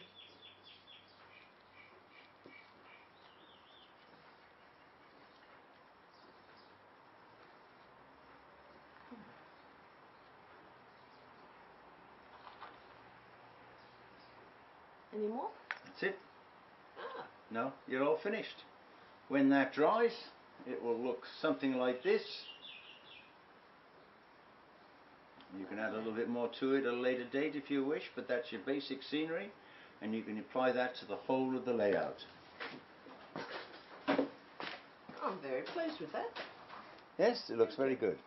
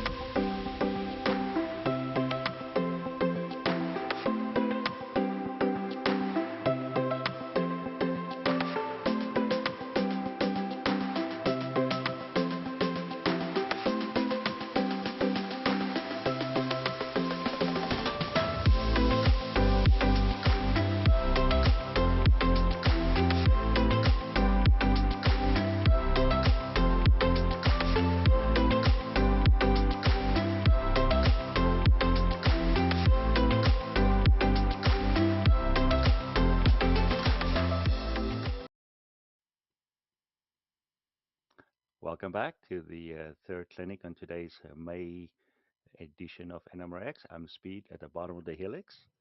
Our next guest has been a professional 3D printer person and has worked for some biggest names in the industry.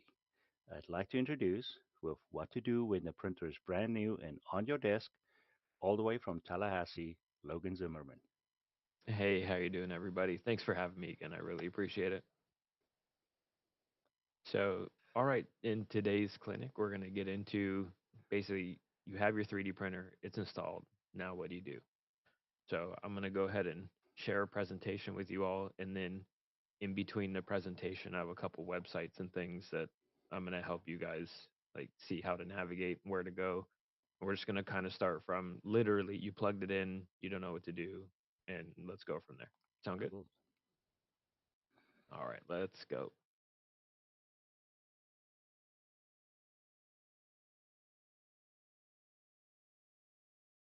All right. So we have uh, the first thing that you want to think about is the slicer program. And we talked about this in the last clinic. This is basically the brains of your printer. It tells your printer what to do. You import your files, you set them up, and it gives all the parameters for your 3D printer in order to help it understand what needs to happen. We'll go over some of the slicers configuration wizards because in order to use your printer, depending on the slicer that you have, there are certain parameters. Like not every printer is built the same size. They're not all the same in how the printer head moves. It could be something called a Core XY, where the bed moves down, or it could be what they call a bed slinger or Cartesian printer, where the bed's moving in and out, and then the nozzle's moving left and right. So it's important that your file gives the correct instructions to the printer that you're using. So we'll go over the second point here, the configuration wizard, and then after that we'll get into setting up filament profiles. So there are stock profiles, but in my experience, certain plastics, like not every PLA loves the same temperatures, not every PETG, and these are the filament plastic type, like the names. That's what those letters represent. And so sometimes you have to dial it in. You might have two different brands of filament and one print's fine, but then you print with a different brand and it starts stringing and it leaves like plastic hairs or wisps all over your print.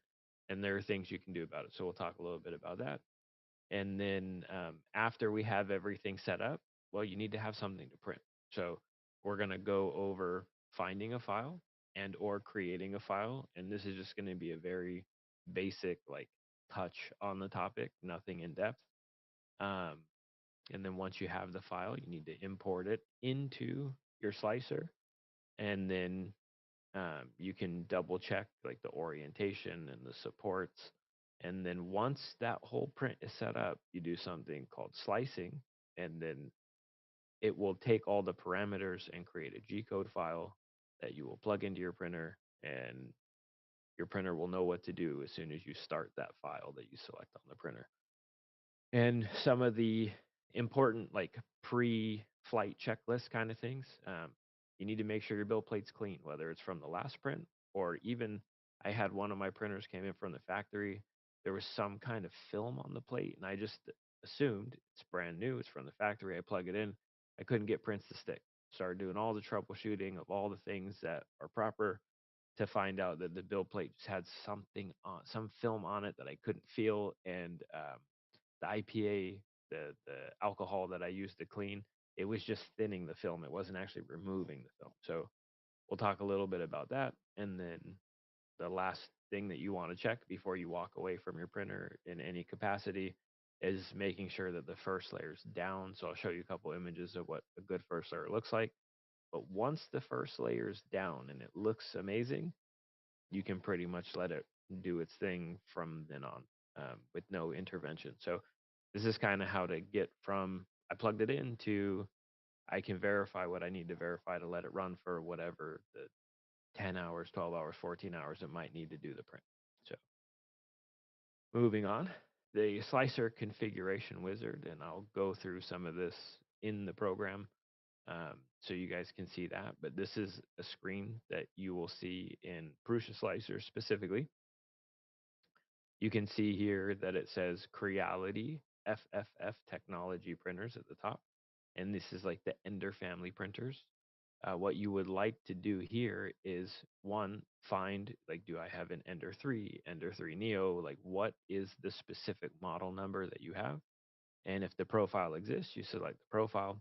And then a very important part also is what nozzle are you using? What nozzle does it come from the manufacturer with? Did you buy a nozzle that you want to specifically use? Maybe thicker plastic for a little stronger parts? Do you want thinner plastic for better resolution on your parts? You need to select that here so the profile incorporates how thick. It needs to know how thick the plastic that's going down is to do all this calculation. So if you change your nozzle yourself or your printer doesn't come with a point 0.4, which is the typical point 0.4 is a very standard nozzle, but some printers like the Prusa XL, they come with a point 0.6 nozzle. So you need to make sure you know that.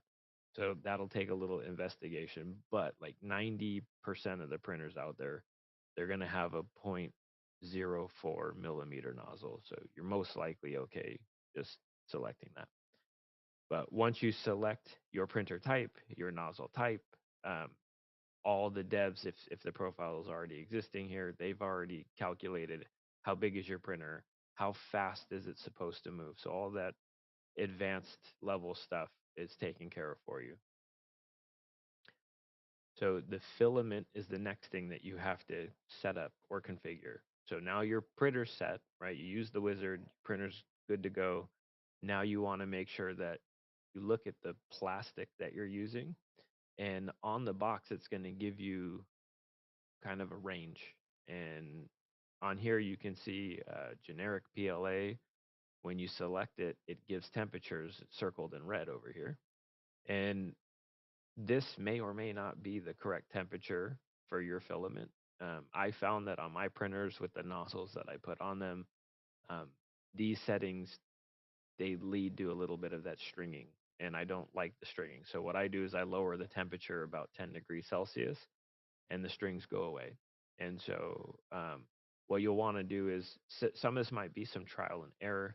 You'll use your printer, make a print, a test print, and see if there's any stringing. And there are things that you can find online that are calibration prints. Like there is a tower test that will show if your printer's stringing that you could print and then verify if you need to pull this down, or you just print the thing that you're trying to print and on the first run see if it comes out how you like, and if it doesn't, adjust from then on until you get the parameters that you want. And the thing is, that's early on only going to happen a few times. If you're using the same filament, you're using the same printer, eventually over time, you'll learn like what your printer likes, what your filament type likes. And once you've kind of got that sorted out, you shouldn't have to change it for a long time, like, or if any at all. Once you have your temperatures set to the proper temperatures for your filament, you don't need to, but instead of having to come in here every time and change it manually, you can save your file in Prusa Slicer with this setting here, the save icon, and then you can rename it to, I use Amelin printer filament, so this is the Amelin PLA or the Overture PLA. And then once you've kind of ironed out the temps, now you can just select from this drop down menu the specific filament with the settings that you've dialed for your filament. One thing that you do want to think about too is the first layer bed temperature and the other layer bed temperature. Honestly, this is way more stable than the filament settings themselves for the temperature of the plastic.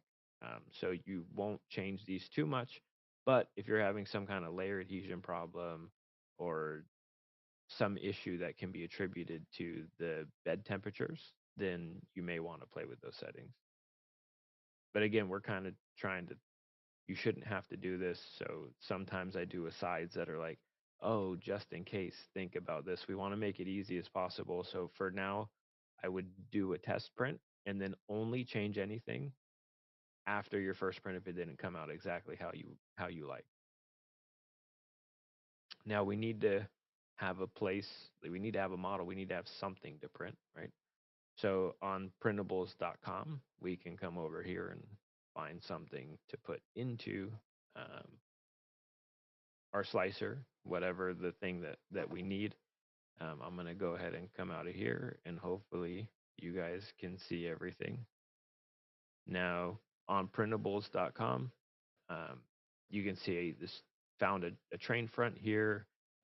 Just wanted to make sure to point out this is not my file. This person here at J Kinch, I'm not even going to try to pronounce that last name, but this is their file, and it looked like a file that kind of fits today's thing, right? So you would want to come here to printables.com, type into the search box right here, whatever you're looking for, train related things. If it's not train related, maybe there's some type of electronics that you have that's a very standard piece, something from Arduino or some, maybe you want a box that somebody's already created for some circuit boards from Arduino. You can type these things in and look up here, and then you're going to download your file, and then what you're going to get is an STL, and it's a 3D representation of the physical thing you're going to be printing, and it's going to show up here. And when you download it, it's going to come into your downloads file, and so you'll just have that tucked away for later, so that way you can import it into your slicer. But yeah, for the most part, printables is that easy, right? If you want something, you type it in, you look it up. Now, not everything under the sun is already designed. So we'll do trains, right? But you all are a very niche and detailed community. And I think a lot of these files on here are more like you can see, like, oh, these are like kids, like the kids train set. Oh, somebody needs a piece that's missing from a wooden rail train set that they have for their infant to push around or something, right? So you may not quite find exactly what you're looking for.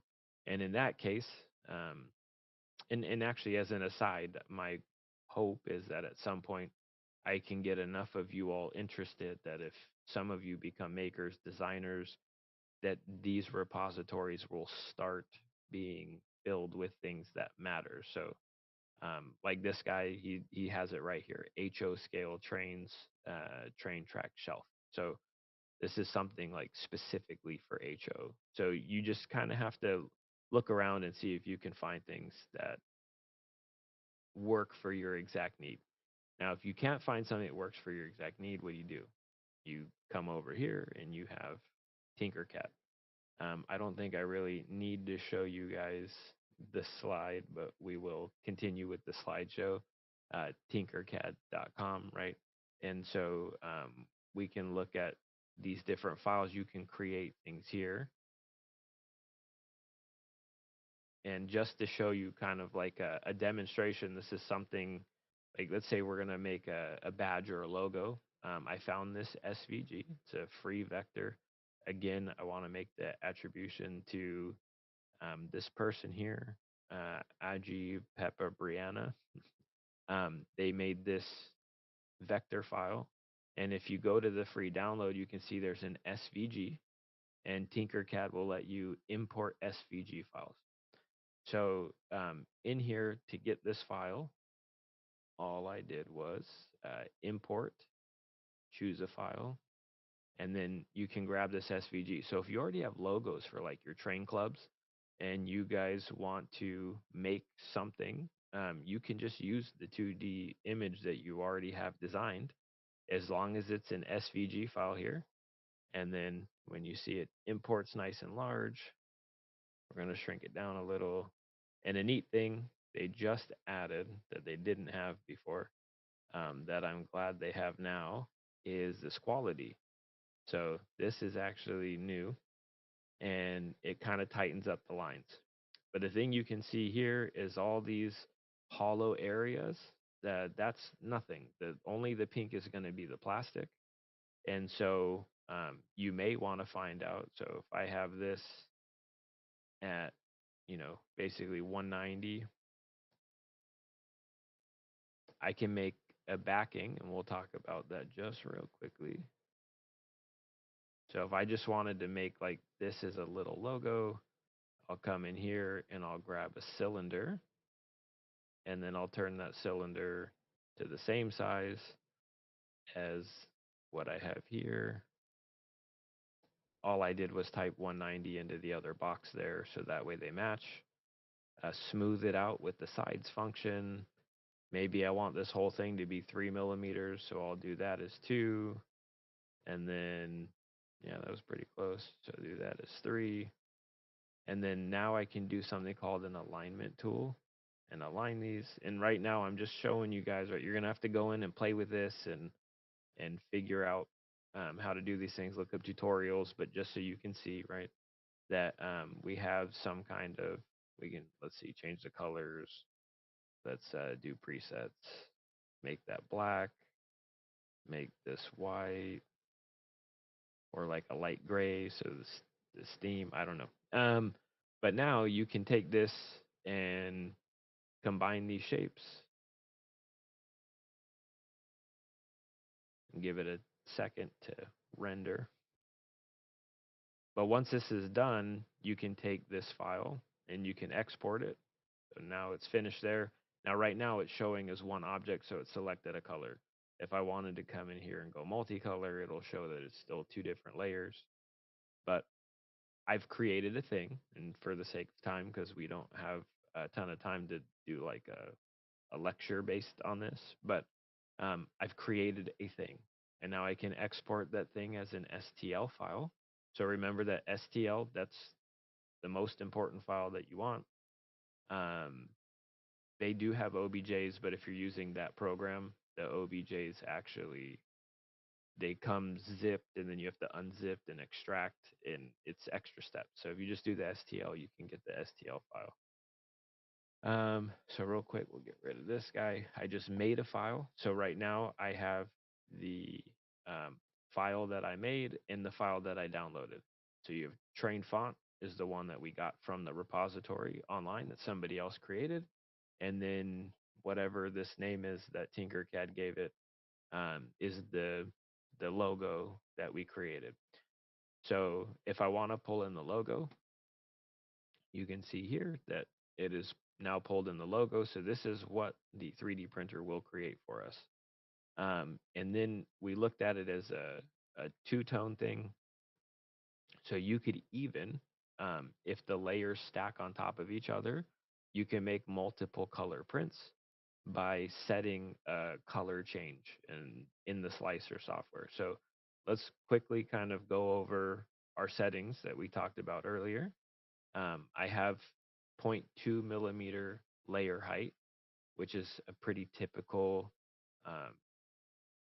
layer height that works just generically for everything. If you want to do it a little thinner, if you have a lot of curved objects, like the file that I'll pull in a second, you might want to do it a little thinner or do something called adaptive, and we'll touch on that in a second. But if it's a very simple, like flat piece with 2 colors, and I just want to make a coin shape like this, what I would end up doing is 1, verify quality, 0.2 works. Infill, 0.15 works for just about everything. If you want a little bit more weight to your item, or you want to make sure that the top layers are covered a little bit better underneath of the like on the infill. I'll show you the infill in just a second. It'll make more sense. I can change this to 25%. If I slice now what the infill actually is, since we're talking about it, I'll go ahead and show you. There's a grid pattern that hollows out your object a bit. So that way you have, you're not using completely all of your filament. So it saves filament, it saves some weight, but you can see these little grids here. that's what the infill is. And if I change this number 25%, 15%, and then I have to reslice it to get my preview back, but you'll see that the gaps increase. And so 15% works, but you can see it's less dense. So this is kind of preference slash maybe next level. You shouldn't have to worry about it right now. 15 typically works for everything. And a lot of the stock slicer settings work for most things.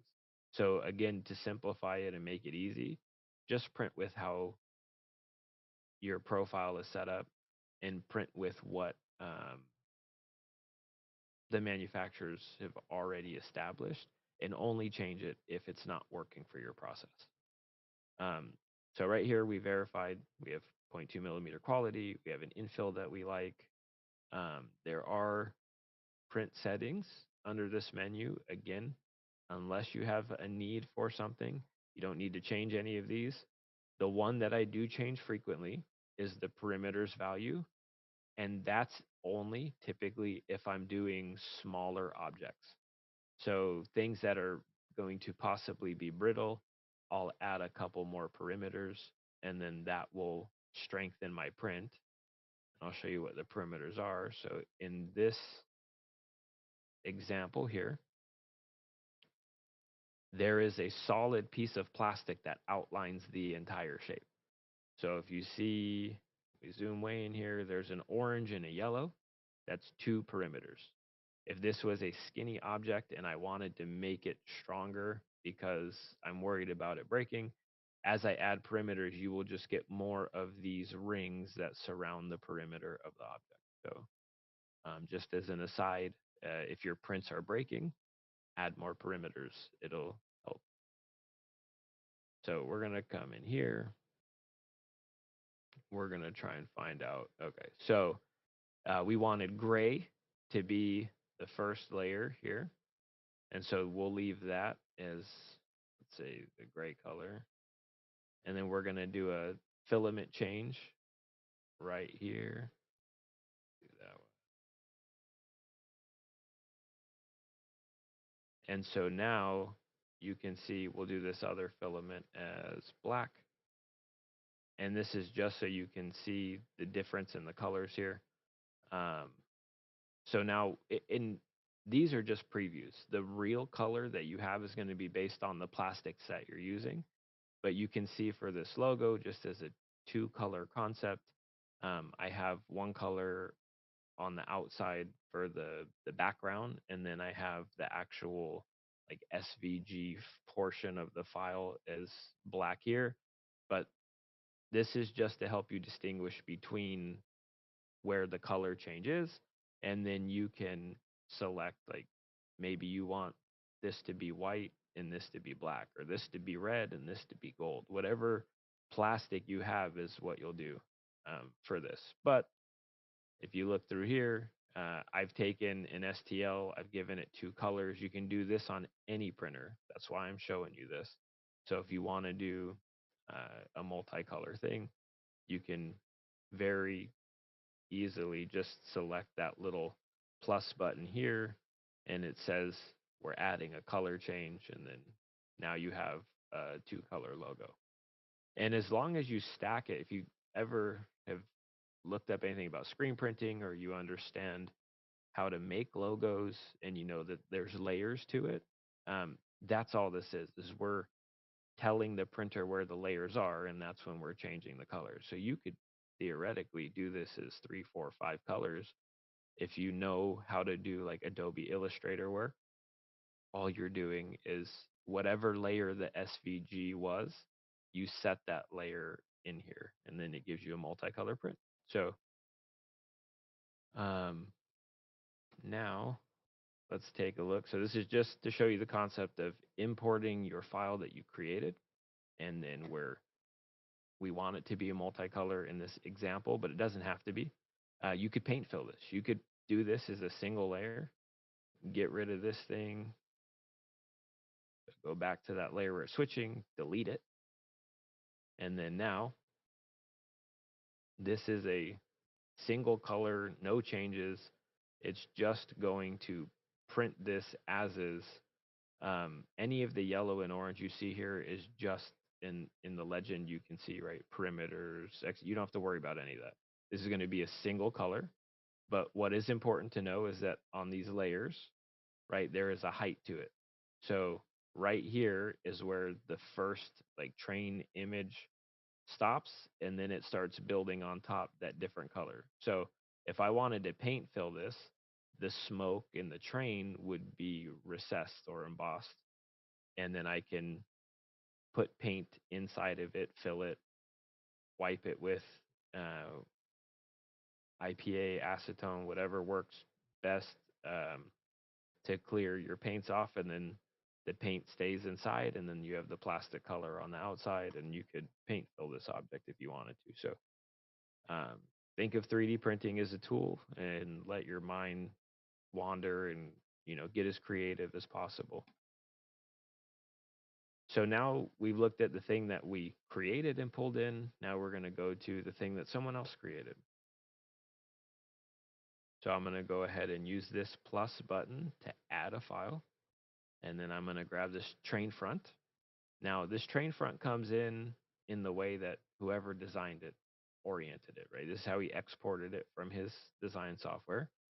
And you may or may not like how this prints. And if I look underneath at the bottom, the only part touching the build plate is this little tiny front here. I don't know that I like that so much. So there's a couple things you can do, and this is where the orientation of your print matters, is we come into a rotation, and you have these different colored um, axes that you can rotate the print. You could spin it around with the blue. With the green, you can tilt it on its side. Or with the red, is what we're going to do. You can snap it on its back. So I'm going to make it 90 degrees. And then now, even though it's still not a ton of a footprint, I do have a nice U shape here. And there are settings like brims and things that you can add to kind of hold this U shape down. But we look from the side, everything stacks nicely kind of on top of that U shape, versus this little piece here, nothing stacked on it. Everything went out kind of like as a lever, which would potentially make the print, as it got heavy and away from the place that's actually on the build plate, could possibly cause your print to delaminate, or one of the layer lines to separate, or something that you don't want. It's not ideal. One thing that you have to keep in mind as well is when we slice this, the printers, well, I already have the support set up here. The printer would yell at us if I didn't have these support structures here. Now these are just little temporary pieces of plastic, so you need to know what supports are, because you're going to have to use them at some point. You can't avoid it completely unless you're designing yourself and you make things modular, then maybe. But these are all going to get removed. So once you print your file, you're going to rip all these off, and what's left behind is going to be what you actually care about in your model. One other thing I wanted to point out is when you're slicing, this slider is going to be your best friend. When I'm coming down here, you can see all the individual slices and cross sections of what the printer's doing, right? So if I look in here, right at the nose, this is where that kind of 0.2 I mentioned matters. You see how there's all these little steps that are coming up here? That's kind of unavoidable right now in 3D printing. Round objects, since we're doing 2D layers stacked on top of each other, round surfaces at the top can end up with this like little stair stepping thing. So the two things you have to think about: is it acceptable? Do I like the way it looks? Is it something that I'm okay with people knowing it's 3D printed? Do I like the aesthetics of it being 3D printed? And if you don't, and you want it to be completely realistic looking, then you have to start thinking, okay, well, am I fine with sanding this away? And if I want to make my job easier for that sanding process, maybe you have to think about doing something like the quality or detailed setting, I'd be careful with the detail. I print at quality for the most part. So now it's asking me if I want to transfer my support material settings and all of that over when I go to detail, and I do. So once I switch this to quality, you can see the stair step is lessened. Like or I should say, there's more steps, but less of that effect. The effect of the stair step is lessened. So by changing these parameters, right, we can see how it affects our print. So I'm going to do all three. Now I made it larger. Now you can see it's even kind of more pronounced, right? When I went to the 0.3 on draft mode. So there are things in the slicer that you'll want to play with. And again, I use play with on purpose. Like you're going to want to print, test, repeat, and kind of learn the art that is 3D printing. It is a machine that is supposed to reproduce the things that you design, but something you have to think about is, like everything else in your hobby, it took time to master something, and so it will take time to master this. But 3D printing is a good starting point for maybe you don't want to model this entire thing. Let's say you're making it out of foam, or I don't know exactly what the greatest um, analogy is there, but if you have to sculpt something or cut these out and shape them, how much time does it take? Versus if I need, 3 of these, I have my printer print 3, and then maybe I just have to sand these layers away. So just something to think about. So in our settings, we have ways to control quality. We have ways to control um, all the settings for the time it takes to print, the temperatures for the filament to avoid stringing, supports to make sure everything comes out as expected. So these are all things that you have to be mindful of.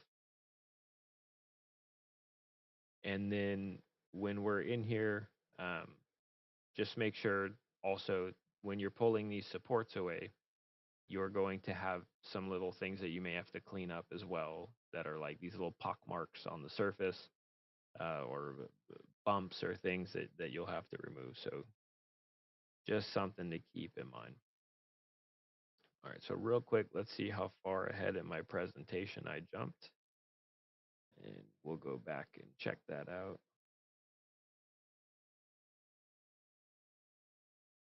All right. All right. Yeah, so strength on these models is another thing.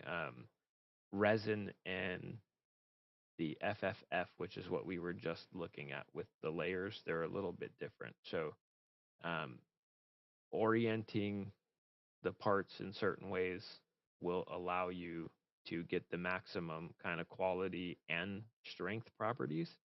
So these are things that in resin you can print in almost any orientation because resin is isotropic, which means any direction that the thing is manufactured, uh, the strength is equal on any piece that you're looking at. The strength of it will be the same, uniform. Whereas in this example here, you can see that it has layer lines. Well, layer lines are basically plastic welds on top of each other, which means the layer line is kind of a weak point compared to, um, like if you look at the yellow lines, see how it's a continuous string of plastic? Anything that's a continuous string of plastic that you see is very strong. But the layers that lay on top of each other, they're only as strong as the bond from layer to layer. So you may need to orient your part to maximize the strength of something that's a thin feature or a thin wall. So again, print the thing, play with it, try to break it. If something breaks easier than you expected, or you're in here sanding and you snap something and didn't realize it, go back into your slicer program, orient your model in such a way that the thing that broke won't break by making sure that that feature is printed with long strands rather than layer by layer. When we slice, the settings on the right that we were looking at, it will show you how much filament you're using. So this is good for two reasons. One, how much filament do you have in stock? What do you have to work with? And two, what's the time frame? What's the cost? You can kind of break down the cost. You can even put in here, it has a cost estimator. You can put in your profile how much your filament costs, and then it will calculate based on what you used, what that cost you. So sometimes you may look at a job and you could pay someone else to do it. You can buy it online or you can do it yourself. You can kind of use your slicer to also gauge whether or not you even want to take on a project. So I'm going to go to the resin real quick before we go to cleaning the build plate, because this is now getting into what you should do after you've saved your file. So we're going to go back here into the slicer. So now that I've sliced this and you see this profile here with all these slices, you're going to want to export G-code. Once I export the G-code, it's going to pull up my downloads folder or wherever I need to put it. What I'm going to look for, and I don't have one installed right now, but down in here, you'll have your SD card for your printer, or if you have a networked printer, you can send it straight to the printer. They're getting much better these days with printers that have networking capabilities, so that way you can see them. So you'll just select in here where to send the file. Once you save the file, it's going to export that to your printer, and now it exists on your printer's interface. So you're going to want to go over there and either run it remotely from your computer, or I have some older printers, right? I'm going to walk over there and select the file and tell it to go. So once I have all of my settings here, right? We didn't go over support material, but it's important, but we don't, like, there's a checkbox that does generate auto supports, and it works. And there are ways to do, like, maybe you don't want as much support as you have here just everywhere. You can delete those, but again, we're talking about just getting started, getting prints. You can play around with like paint on supports and things like that, and you can find a way to lessen this so you have less work manually, but that's getting into intermediate. But we have our modes selected for the detail that we want, speed, quality, what have you. We have our infill selected. We have our filament settings here with the temperatures. I showed you a screenshot of this, but you can just come in here and lower the temp, or you can type it in, right? Whichever one works for you. And once we have temperature set, all of these settings that we talked about with the quality set, the infill set, you slice it, you save it, it's on your printer, you tell it to print. But before we send it over to the printer, the thing that I want you guys to pay attention to is that we need a clean build plate. And a lot of people overlook this. If I do a print and it prints well the first time, and then I do the same print again and it prints over, there's little bits of the plastic that may be left behind as a residue. There's over time, like, the adhesion just lowers. So typically between every print, I use isopropyl alcohol and I wipe the surface clean. But also, as you can see here with the red arrows, in your slicer settings, there's going to be a purge line, because you need to make sure there's plastic in the nozzle before you start printing. And then there might be some kind of draft shield or brim or something that's going to be, or skirt that goes around your print early on, and you got to remove these before you just send a print to the printer again. So if you do have a network printer, this is even more important, because you're not standing in front of the printer when you start it. You need to make sure, right, that you go remove the physical things off the printer so your next print is available. You may have seen this Dawn bottle here. Again, I've tried to tell people, like, in the industry, I've been helping people, and they're usually like, I'm not washing my build plate with Dawn soap. I'm sorry, but this works, and it works really well. And some people, I don't know why, like, oh, all the manufacturers say use IPA. IPA will thin certain residues, not remove them. If you use a dish soap and you use a non-abrasive, sponge, you can give it kind of a deep clean with just a little bit of soap, and it will remove and rinse away all the residues and start your printer from scratch, or start your build plate from scratch, and you'll get great adhesion. Even if you have a clean build plate and you're getting good layer adhesion, sometimes the bigger your print gets, so you see this is a fairly small print compared to the build plate. If this skirt and this print was the entire size of the build plate, there's a good chance the corners will lift and we'll get some kind of warping, because it's a thermoplastic. When it heats up, it expands over time, because these are 10, 12, 14-hour prints. The layers start to cool down. And as the layers cool down, they shrink. And as it shrinks, it starts putting tension on the corners. And if the corners lift before the print's finished, it won't solidify in the perfect shape that you need it to be. And that's where our little friend here, the 3D lac, comes into play. This is an adhesive. It smells kind of like hairspray. It's better than hairspray. Some people have used hairspray, but for the most part, whatever your trouble area is on your print. And again, this is one of those, I've printed, I've tested, this thing's just being tricky. Just spray some of this on your build plate in your golden. It'll hold the corners down. So, but you have to be careful. It might discolor the surface. So whatever's down, if that's a hidden feature, unless sometimes I print things face down to get the build plate texture, if it discolors, that's not a good thing. A little sneaky trick about 3D prints, let's say you use a black filament, you have your adhesive, you pull it off, it's going to whiten the surface of the plastic. You can take a heat gun and very briefly go back and forth passes. It'll return the color back to the proper color. So that's just one little tip if anybody needs that or has ever wondered, like, hey, I pulled a print off, the color's discolored. You can use a heat gun to bring the color back. So make sure your build plate's clean. Make sure it's free of the previous prints. Now you can go to your printer or go to your network and select print and tell it it's all systems go.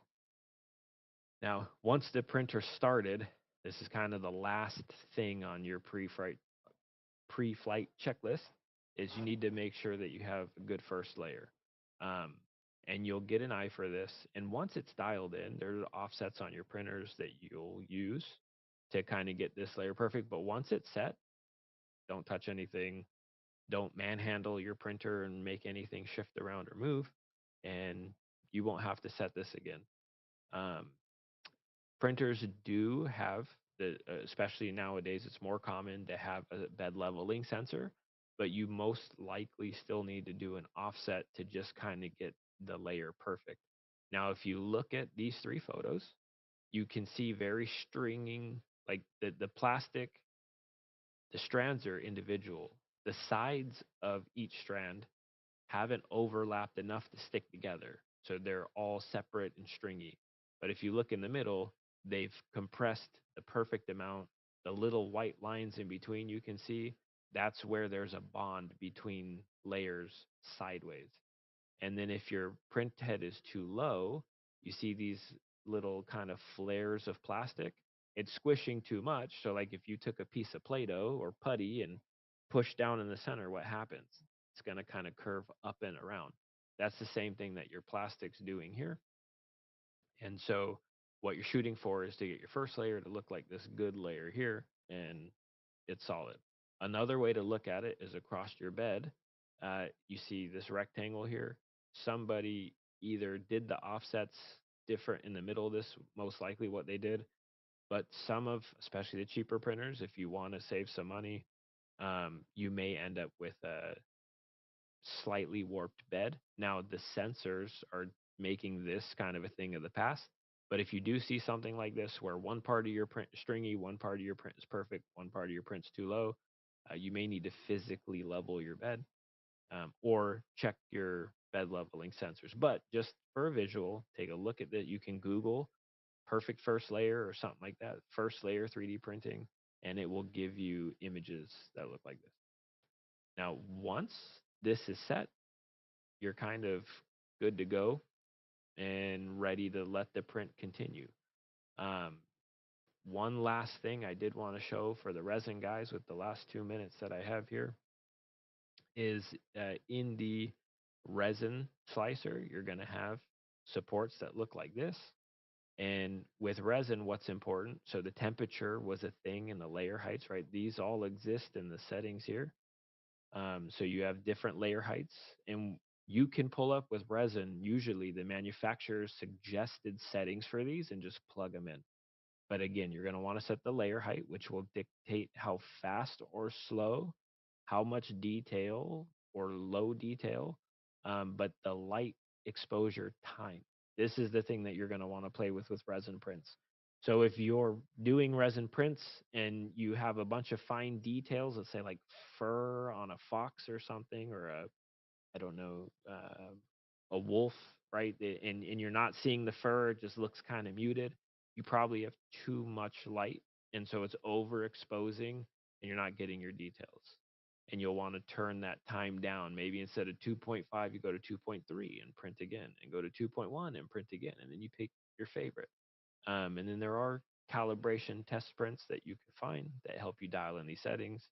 But I just wanted to point out real quick, with resin, you're going to want to look at the light exposures and their corresponding to layer height. If I increase the layer height for a faster print, I'm going to want to go ahead and increase the time of exposure as well. So good luck, everybody, with your prints. I know I couldn't touch on everything specifically related to 3D printing today, but I was trying to kind of give you that first pre-flight checklist, like what to think about, settings that you want to have, um, and hopefully this was helpful. Thank you, Logan. Ready for some questions? Can you hear me? Yeah, you were asking me that. Yes. Yes, I'm ready for some questions. Do any of these tools that you've showed cost money? The softwares do not, unless you want like a pro version. The resin Sheet 2 box Pro does have an annual subscription, but other than that, the printers and filament obviously cost money, but the software does not. Tinkercad does not. If you want to do a like a high level CAD and you're really getting into CAD design, Fusion 360 has a hobbyist membership. But if you're, let's say, want to start selling your prints, if you make more than $1,000 a year, then they want you to have the paid for pro version. Okay. Do you have any recommendations for infill design for printing buildings or rolling stock like we typically do? Okay, infill as in like what I showed you. Yeah, I believe the stuff that goes in Yep, between the yep. So solid. basically on the infill, i- it depends on a couple things. Because you guys are doing models, I'm going to say no. If it was something that needs to take some kind of impact, then maybe gyroid's not the best. Maybe you want something that's a little different, like a honeycomb pattern or something like that. But also time. Certain infills take longer than others. So if you have all the time in the world and you have a favorite pattern, wait for it. If you want it to go faster, there's gyroid, there's lightning, there's a few that take less material. Cool. You skipped to a future question there, but Okay. how about generating auto supports? Okay, auto supports usually suck, but in the instance of beginners, it's going to get your print most likely a successful print. As you start doing manual supports, you'll get less cleanup. It'll take less time to print, and you have to dial it in. You have to know what you're looking for. So there's certain things like overhangs. You don't want to go past 50 degrees overhang without maybe running into some trouble. If you're doing textures on the outside surface or lettering, you don't want to go past 0.5 millimeters extending from the exterior shell, or the plastic will start sagging and drooping and you'll need supports. Okay. So if you know that these things exist and what they are, you can go in and put the supports manually. And even working professionally, I'd work with some designers that were like, I don't want to waste my time doing it manually, but then they'd waste more time cleaning it up afterwards or something, right? They take 45 minutes to set it up once, and they could print 1,000 of them Correct. and save time. And put the time in to learn manual supporting. You'll thank me later. Any recommendations if my printer does not have a heated bed or a bed that can control the temperature? Mm, just yeah, it's going to limit your plastic that you're allowed to use, the plastic profiles. So maybe ask for another printer for Christmas. Yes, that would be probably the best solution. Because I know from my experience that that bed temperature thing and how far away your layer is from it, and if the box is enclosed or not, is a huge part of Hmm. the investment of time in this, especially the first layer. The first Yeah, layer has to is stick. yes, it's So, everything. It's everything. okay, so once I made something on a filament machine that broke between the layers. Don't Yes. remember the material, but how do I prevent that? Okay, so you have two things. Do you want me to share my screen on this Sure. to show? Okay. So we'll go back into this. We will share the entire screen. All right. So let me get rid of these supports so we can look at the model. All right. So the thing that I want to look at here is you see these walls, how thin they are? These walls are going to snap most likely because the layer height or sorry, the thickness of it isn't very good. These little tabs, they're going to snap, right? So Hmm. what you want to do is maybe orient it. So the two things you can do is orient it so that way maybe it's more of a diagonal, right? You want to increase the length of the piece that's snapping. So the length of the layer. If I had a cylinder here, that would make it a lot faster, but you can do it in the design also. So real quick, and sorry, I'm gonna try to make this like quick. Um, We got time. No, no hurry. okay, so two things. There's one little trick that you can do with 3D printing. So let's say I have this thing, and whatever the size is, we'll leave it 20 so you can see what I'm actually doing. But let's imagine this was just a thin feature, like an antenna or something, right? And it's real thin and it's going to snap. Uh, the two things that you can do. One, if I orient it like this in the slicer, like we showed, and maybe I have to flatten this little corner out so it'll stick and put supports, but you can see that the layer lines have become diagonal and they've lengthened. So now you have more layer adhesion. If you don't want to do that, one of the tricks, and you can even hide this if you want to. Let's get that there. Let's make this 15. So you can actually hollow out the center. So you remember when I talked about perimeters? Hmm. What you can do is basically duplicate the perimeters using your design. So if I do this and I actually hollow this feature out, what the software is going to do is it's going to put 3 perimeters here on the inside and 3 perimeters on the outside. Correct. So basically what you're doing is creating a space and tricking the printer into doing like 100% infill just on Okay. this feature. Okay. So that's what the trick is there. So one of those two things will work. And if it doesn't work, the last thing I'd say is if you hollow it out, maybe you could buy thin like carbon fiber rods or something and epoxy them in and then it won't break. Or if that's too much, you might have to move to resin if it's still not worth it. So by hollowing it out, you avoid the infill part and make it stronger when it Yes, breaks. because if I, let's say, export this, sorry, I'm taking you guys on a journey. We're going to open this guy. So um, basically now when I slice this, what you'll see is that you have two layers of, so there's still infill, right? Hmm. And you can see it's still hollow. But if this was solid, that infill would go from the second ring all the way across. But Correct. because I added that hollowed out, you have 2 perimeters. And then if I go into my settings and I increase the perimeters and I slice, now look, 100% infill. Cool. So you can just design it so that way that feature has the 100%, and all the rest of the model is still hollow, still time friendly for printing. You don't have to waste all your plastic on 100% of the model, just the feature that you're struggling with. Cool. So then here's that question, the future question. What materials would you recommend for model airplanes? The things that needs to take an impact. Okay, so for a model airplane, they do have an advanced filament. Color Fab has something called a foaming. They have foaming PLA, they have foaming TPU. And what it is it has a blowing agent in it that with heat, it creates bubbles, air bubbles inside of the What? plastic. Yeah. So I have some of that and I've played with it. It's crazy. It takes advanced settings, and thankfully some guys online have already been like, oh, if you print at this temperature and this speed with this offset, right, they've already done the homework for us. Like CNC Kitchen, I think, has a video on it.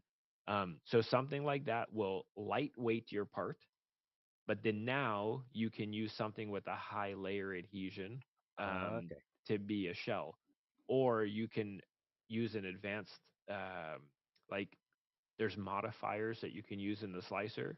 So let's say I'm doing the wing. Maybe I put an object as a modifier that the center of the wing is foamed for lightweight, but then the shell of the wing, I tell it 100% infill. Oh So wow. so now I have kind of, you're using a similar amount of plastic, but instead of having little holes all through the infill, it's just little bubbles everywhere, but you're getting a full support of that shell.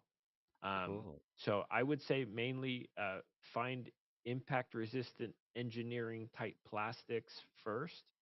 Um, but if that's not the case and you want to use PLA and it's more affordable, maybe find something like the Vario Shore and do some kind of hybrid model, that, or use the 3D printing for the bones and then learn carbon fiber layups or something. Like, I don't Cool. know. It's just amazing all the different kinds of materials when they started doing the wood impregnated plastics Yeah, yeah, yeah. I love that. I and have a bunch of rolls of that. That's fun stuff. yeah, I love this smell of cut wood, like Yeah. a wood shop. I Hmm. just stand there and just inhale the whole time. So I actually sniff the, the wood impregnated. So if you like scented filament, there are some companies that have like a coffee scent. There's a company that did like a beef jerky scent. So Wow, it smells like steak when you're cooking, or smells like coffee when you're printing. So there's some companies having fun with it for sure. there goes the stock train. Okay, last question, and thank you very much for your time. Is where do we go for help? Oh, so there's YouTube. Um, there's tutorials from the manufacturers themselves, and then I have my new website that is created, and I'm getting into it. You guys can reach out to me through multilayeredconcepts.com, and that's multi-layered. Sometimes multi-layer people type in and it says not found. He's got a fake business. So, but yeah, if you go there and send an email, it'll come into my business inbox, and you know, I'll do what I can, but I definitely have a lot of stuff to stand up to continue on this journey. So what could you show us next? Like on a next clinic. Yes. Well, there's two things that come to mind. One is maybe like troubleshooting cause and effect. There's material sciencey type thing where I can do a couple prints and say, okay, like here's TPU, here's a flexible filament, here's a rigid filament, here's I don't know. We don't need to do any smoothing of ABS live. I don't need to get chemicals out and stuff. So, but yeah, I don't know. There's or people if they want just an intermediate. There's design. We do Tinkercad thing. I don't know. I'm up for whatever. I just like talking about this stuff, man. So Thank you. We will definitely be in contact. okay. So thank you for those of you that hang out with us this morning.